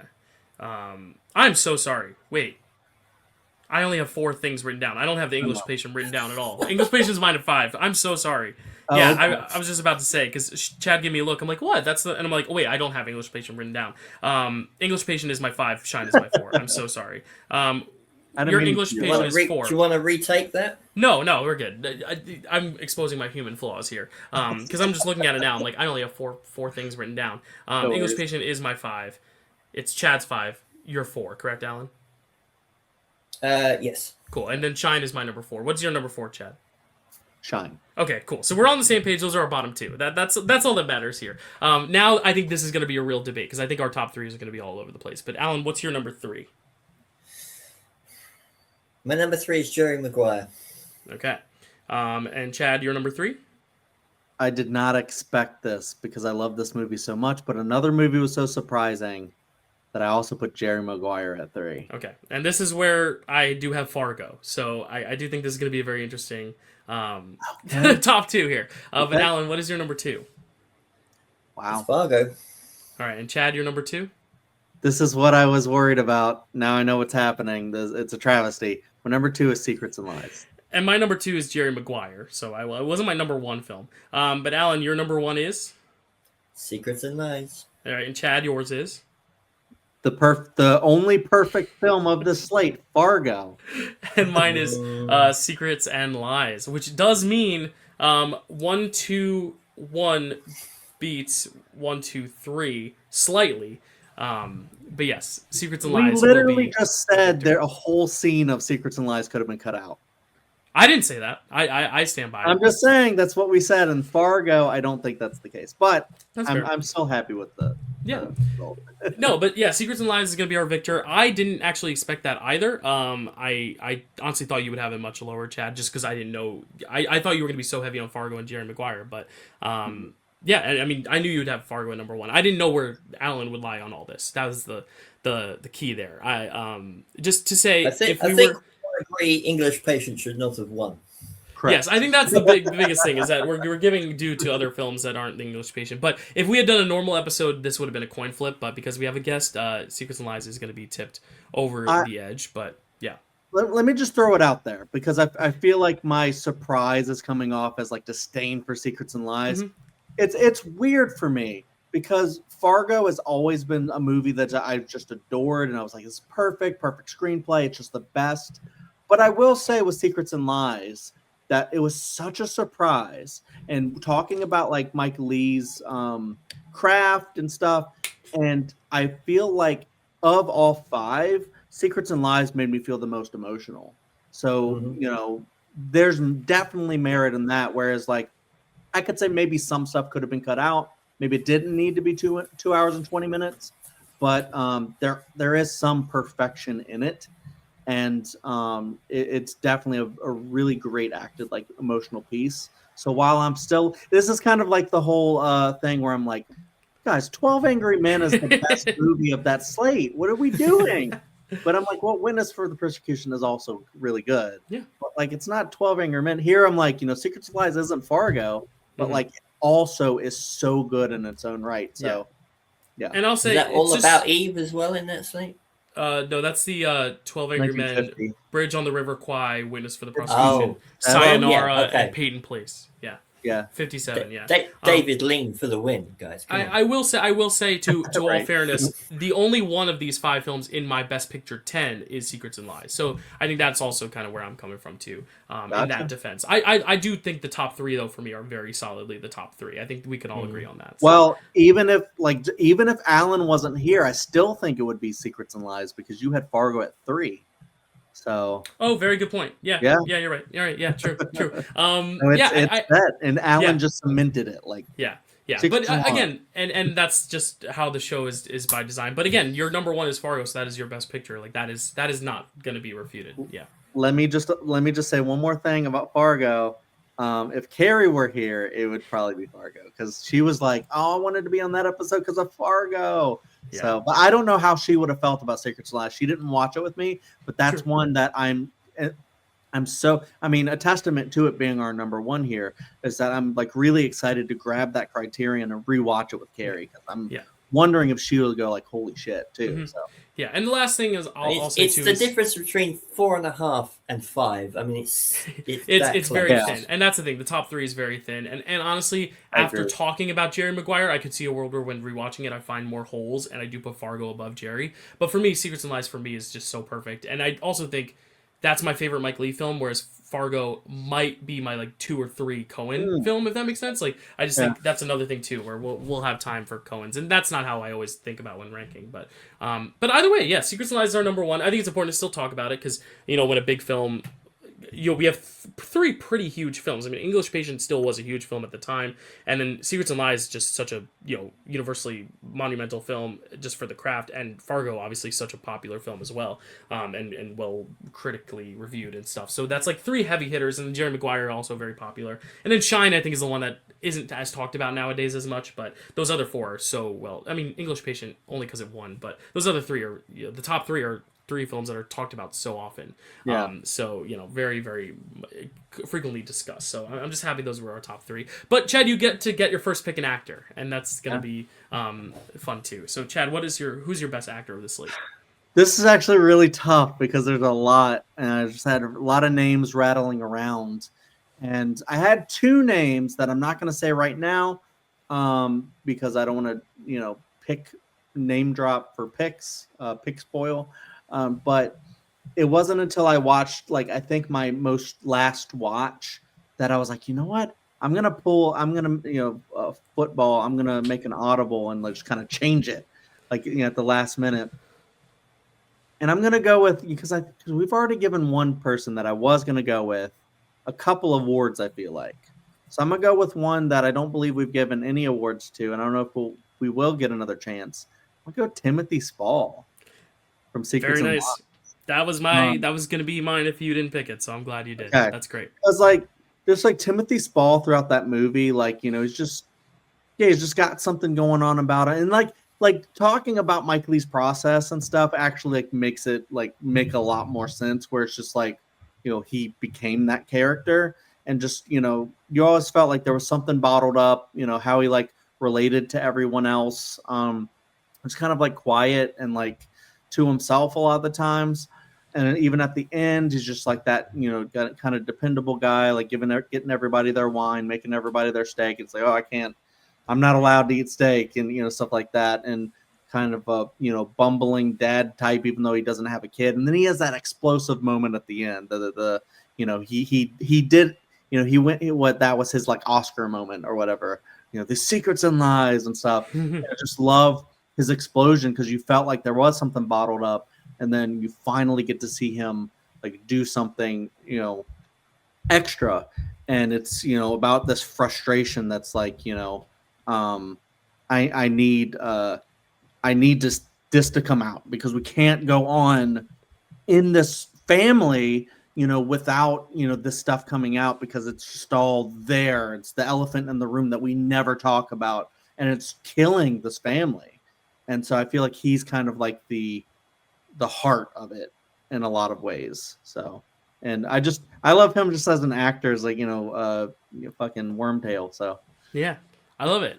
Great pick. That would have been my number one. My number two, though, I'm very happy to represent. I kind of hinted at it earlier, but I just think it's egregious that Steve Buscemi was not nominated for Fargo. I think he's so good. For me, that is the performance highlight of that film. I just think, and I like his dynamic with the other actor. I won't spoil in case Alan picks him, but I do think just the two of them work really well together, but just his individual moments, just, he's big, but it all feels natural for the circumstances of the film. I think he's a great villain, but also a great comedic relief, too. I just think William H. Macy is very good, but also going to supporting kind of robbed Steve Buscemi of a nomination, and that's a travesty. So I hope he gets one this year for the new Martin McDonagh film that he's in, that he's supposedly really good in too. But hopefully we'll be talking about him again this time next year. But if not, I'm happy to represent him here for Fargo, Steve Buscemi. So love that performance. Alan, who's your best actor that hasn't been said already, or are you getting your number one? What, you actually made this very easy for me, because you are giving me my number one. I thought for sure one of you was going to do Tom Cruise. I was like, I'm going to have to do Timothy Spall if no one else picks it. But my number one is William H. Macy from Fargo. Cool. I think he's incredible in that film. He carries it most of that film. He carries it. Love the dynamic he has with the father, and how shut out he is from the rest of the family, and how none of his schemes go the way he wants them to. He's like, no, you give me the money. I'm buying this. Like, no, that's not how it works. We're not a bank. But yeah, William H. Macy, incredible in Fargo. Love that. Period. So there we go. We have two actors from Fargo, one from Secrets and Lies, and now Alan, you're going to kick us off for Best Actress. I think I know where this is going, but why don't you pencil her in here? Oh no, darling, no, sweetheart, no. Yeah, I have to give it to Brenda Blessing. Absolutely incredible performance in Secrets and Lies. The physicality, the emotional, the rawness of that character.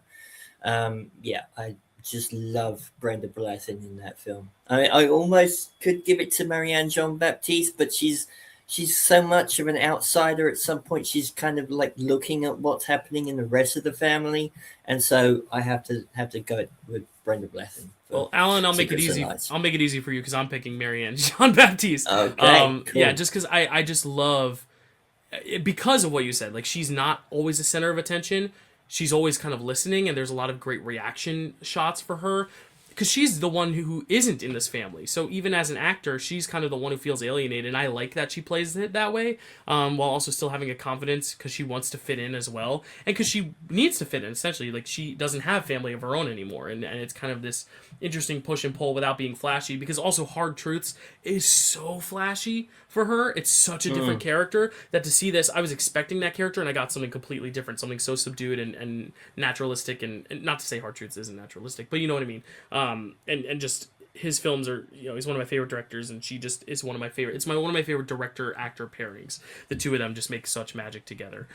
So I'm really honored to get to award her there, because I think she, as much as I love, and I don't think Chad's gonna pick her, but as much as I love Juliette Binoche, I do think she should have won over Juliette Binoche, in my opinion. But that's a little bit more debatable. But just a really, really wonderful performance there. All right, Chad, you get your pick at Best Actress. It might be your number 3, it might be your number 1, it might be your number 2. What are you gonna go with? Well, it's interesting because I had a number 1 going throughout the whole time, where I was like, all right, I'm not going to get this actress because obviously hands down one of the greatest like performances in cinema. And then I saw Secrets and Lies, and I was like, I secretly want to pick Brenda Blethyn. Like, holy shit, like she's just like incredible in this. Oh my god! So I totally get why Alan went number 1. And then like my backup was going to be Marianne Jean-Baptiste. So I had all these names written down, and I was like, she was my third. And yeah, so my number 1 I'm getting her is Frances McDormand. Yeah. I think it would kind of be a travesty if none of us picked Frances McDormand. But honestly, I would think the same thing about the two you guys picked too, because I think like Secrets and Lies is such a great like acting movie, and we've covered why. because of his method, and it's just those performances are so incredible. But Frances McDormand, we already kind of touched on it, is that it's such a naturalistic performance, but like she's not from that area. She actually had to get the accent down right, but also get the vibe down right of like what that character is, make it feel lived in. Even though the Coens, I'm sure their process isn't the same as Mike Leigh, she kind of had to do all that like work on her own, and so it just really feels like she just nailed it. And that Marge Gunderson just was, I think, just like one of the most iconic characters, and just showing this like raw like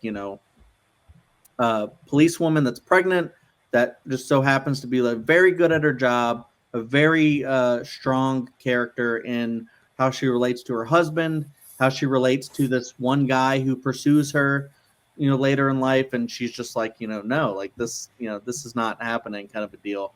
And like Alan said, earlier, like how she seems so genuine that sometimes she feels like she might be gullible, but like she's smart enough to like figure out like she's being lied to, even though she's gonna like approach it in a very nice way. She at the end of the day will see what's going on, like even when her partner is basically her superior, or not superior, inferior, is like hey, what do these things on the plate mean? She's like, those are dealer plates. That's what that's what those letters mean. This performance is just so naturalistic. I think it is my favorite performance she's ever done, but that's saying a lot, because she's got a lot, as Dylan talked about earlier, has a lot going for her. So no, it's a great pick, and I don't want to come across as too much of a Fargo hater. I do really like it. It's just, for me, like I'm not quite there on that level that you guys are, but and I really do like. I think her performance this time worked for me better than it ever has, and I'm really glad that she also gets to make the Hall of Fame now, because she had one for Nomadland as well. But let me recap our picks here.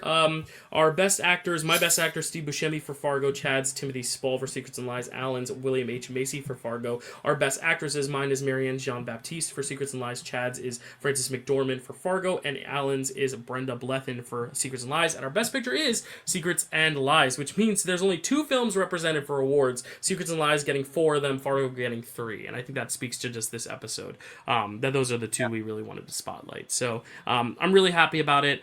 I'm really happy that we had great conversations, and I hope you enjoyed this, Alan, being on this. I know you were maybe not nervous, but I know this is long anticipated, and you've had to wait a while to get it here, and I'm so glad you're on here. We will definitely have you back, because this has just been such a delight. But how do you feel having gotten a picture of this under your belt? Well, I think I'm sweating. I'm not sure.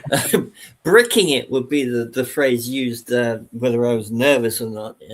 But it was a lot of fun. Love chatting about films. Love chatting with you guys. Absolutely, I'll come back on anytime you want me, even if it's one of those dreaded 20s or 30s years that you haven't covered yet. If you're volunteering yourself, then hey, just give me the 5 film slate. I'll watch them. I'm going to have an opinion on something. So nice. Well, it's been an honor having you on, and we are really grateful that to see someone who has been supporting of us this whole time, but like such an active commenter, watched almost every episode, I think, even those ones that you haven't watched all the films for. Like, it's really just awesome to kind of come full circle here and have you on. It's kind of surreal, honestly. It just goes to show why this network is so important to me, and of course Chad as well. But Chad, any last comments on 96 before we wrap it up? Any comments on Alan? Oh yeah, lots of comments on Alan. No. I always have fun talking with Alan, and whatever Discord forum that we're in, and it's always fun to see him just like go off on a movie, like paragraphs of stuff, and then doing this in the flesh is, well, not in the flesh, we're over streams, 3 different countries, but so many miles apart, but still just like talking about this in like a physical capacity is so cool, and great to just hear all your thoughts on stuff, especially like your personal touches with British films, and things like that. Dylan and I don't really get a lot of those perspectives on the show when we're talking about like Dr. Doolittle. If you were on that episode, you would have been like, mwah.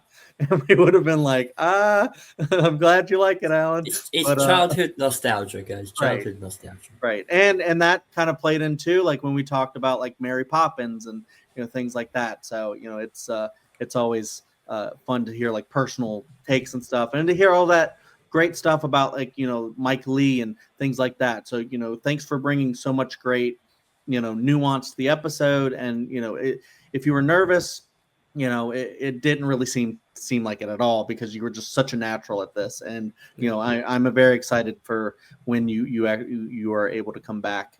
But yeah, 1996. I'm glad I picked this year. It didn't go the way I thought, which is a little frustrating, but also very exciting, because I knew I loved Fargo, but like finding other movies that I enjoyed and then also loved, and then also having an actual take on The English Patient now that like heard so much about, and was like, am I gonna like come back like a Shakespeare in Love and be like, actually I think it's amazing kind of a deal.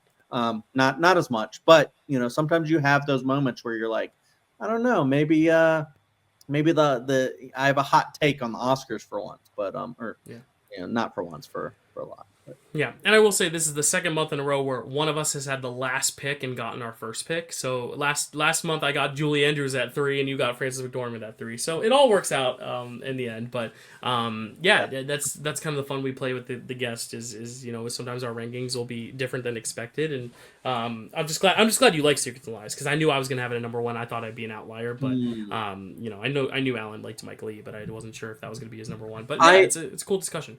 I didn't know if I was going to do Jerry Maguire, Secrets and Lies, and I felt so weird like not putting Jerry Maguire number 2, but then I was just like, I felt so like I was so surprised with Secrets and Lies and had just so much emotion with it that it just like in the moment I was like, I guess that's my number 2.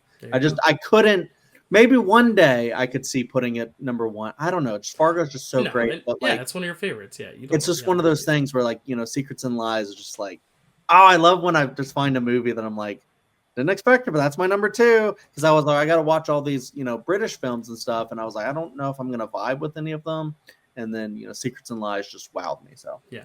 Well, next month we have to continue along this wish list. I say have to as if it's a chore. It's a great thing because it's my pick, and I'm picking a year that is very interesting because I've only seen one of the 5 films, but it's a slate that I think has just like a lot of like good variety and genre from what I've read. And there is a filmmaker that I'm now 50-50 on that I'm going to finally say yay or nay to James L. Brooks, because we are doing the year 1987.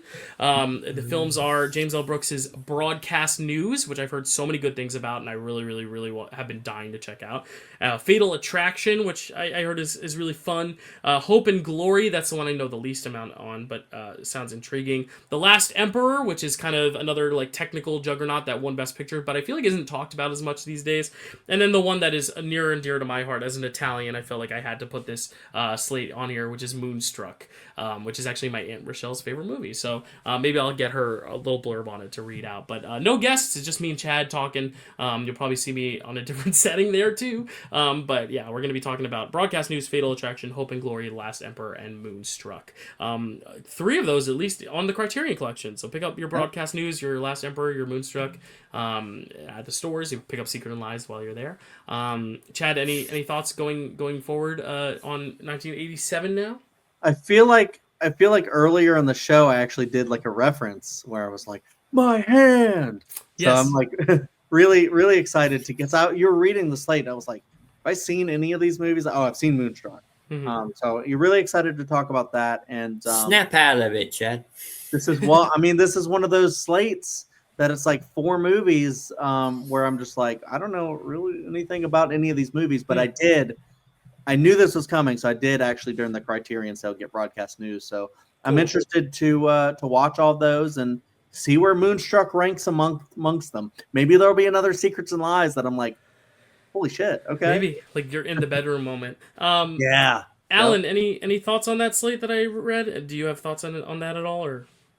I've seen 2 of those. I've seen Last Emperor and I've seen Moonstruck. I will watch Broadcast News before you guys see it, because I will really like to hear that discussion as well. But yeah, Nice. and interesting. It's like Hope and Glory. I don't know anything about that. Me neither. That's the one where I'm like, I have no idea what this is, but that's kind of fun. It adds a little bit of flavor to our wish list. Yeah, for sure. And also, if like broadcast news is about like news and reporting, that sounds like a very Alan movie, anyways. Yeah, and it's James L. Brooks. It's a perfect recipe. But any last thoughts? 96, 87. Any last plugs? Alan, do you have anywhere you want people to find you on like online, social media, or no? Just check out the Discord. Alan's thoughts are there. Yeah, I'm on your Discord. I'm in other Discords as well for movie discussions. Look up Dan Morrill Movies and follow him on Patreon. You can get into his Discord, and I'm a regular contributor in there. We have great discussions on movies in there. I'm on Twitter, the Hellscape. I don't call it X, so I'm not on there much anymore, but I am on there. If you like reading people trolling MAGA nuts, then come and see what I say on there. And Letterboxd. I'm on Letterboxd. You can follow me on Letterboxd. I do a lot of weird movie challenges where I try and watch a film from every letter of the alphabet every year, and they're normally first watches, and that's quite cool to see new films that way. I'm about to debut my summer challenge where I dive into an actor's back catalogue, and this month this year it's going to be Robert Redford. Going to watch a load of Robert Redford films I've never seen. So I love that. Come see what I say about them on Letterboxd. Very nice. Well, thank you so much, Alan. Chad, anything to plug for you?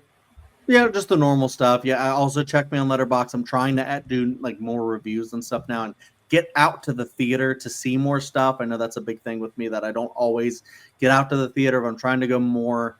Now my sister gifted me a new Regal subscription. I already have AMC, but I was like, should I get a Regal too? Because the show times are kind of different sometimes. And AMC, I can't always make their show time. So I'm like, now if I have both, I can kind of like pick and choose and go to whatever. So I'm hoping I can see more, get more reviews out. But also, yes, Cinema Chad is my channel that I would do reviews like that on generally, unless it's horror. Then I might do it on my other channel, Welcome to Primetime, and so I'm trying to do all that. There's rankings out there. There's so many other things that I try to do, especially with horror over at Welcome to Primetime, and stuff. But also watch more of Dill Pickle Movie Network because there's a lot of great stuff over there too. So. Cool. Well, thank you guys so much. Yeah, find me here, Dill Pickle Movie Network. This is a great episode. Great films talked about. Matt Chapman, I'm sorry, but I do love Fargo. I know he's gonna take some problem with my ranking, but hey, You'll be nice about it though. It's Fargo. This is a great slate, and I'm glad we covered it. But next slate, I'm hoping it's great. I have only seen one of them. We'll see. The last time it was a year that I picked, I was kind of mellow on mostly all of them, which was the 64 slate. So I'm hoping this one's a little bit better. But I know there's some heavy hitters coming down the line that I'm hoping are extra good. But we're gonna have to see at the end like who had the better picks. Yeah, literally. Yeah, we'll have to look. Right now, I think I did well with 69. Not as well with 64, and I think you killed it with both 96 and 2000 and 97. Duh, yeah. I was like 2007. No, we did that. But yeah, thank you guys for watching, and we'll see you next time.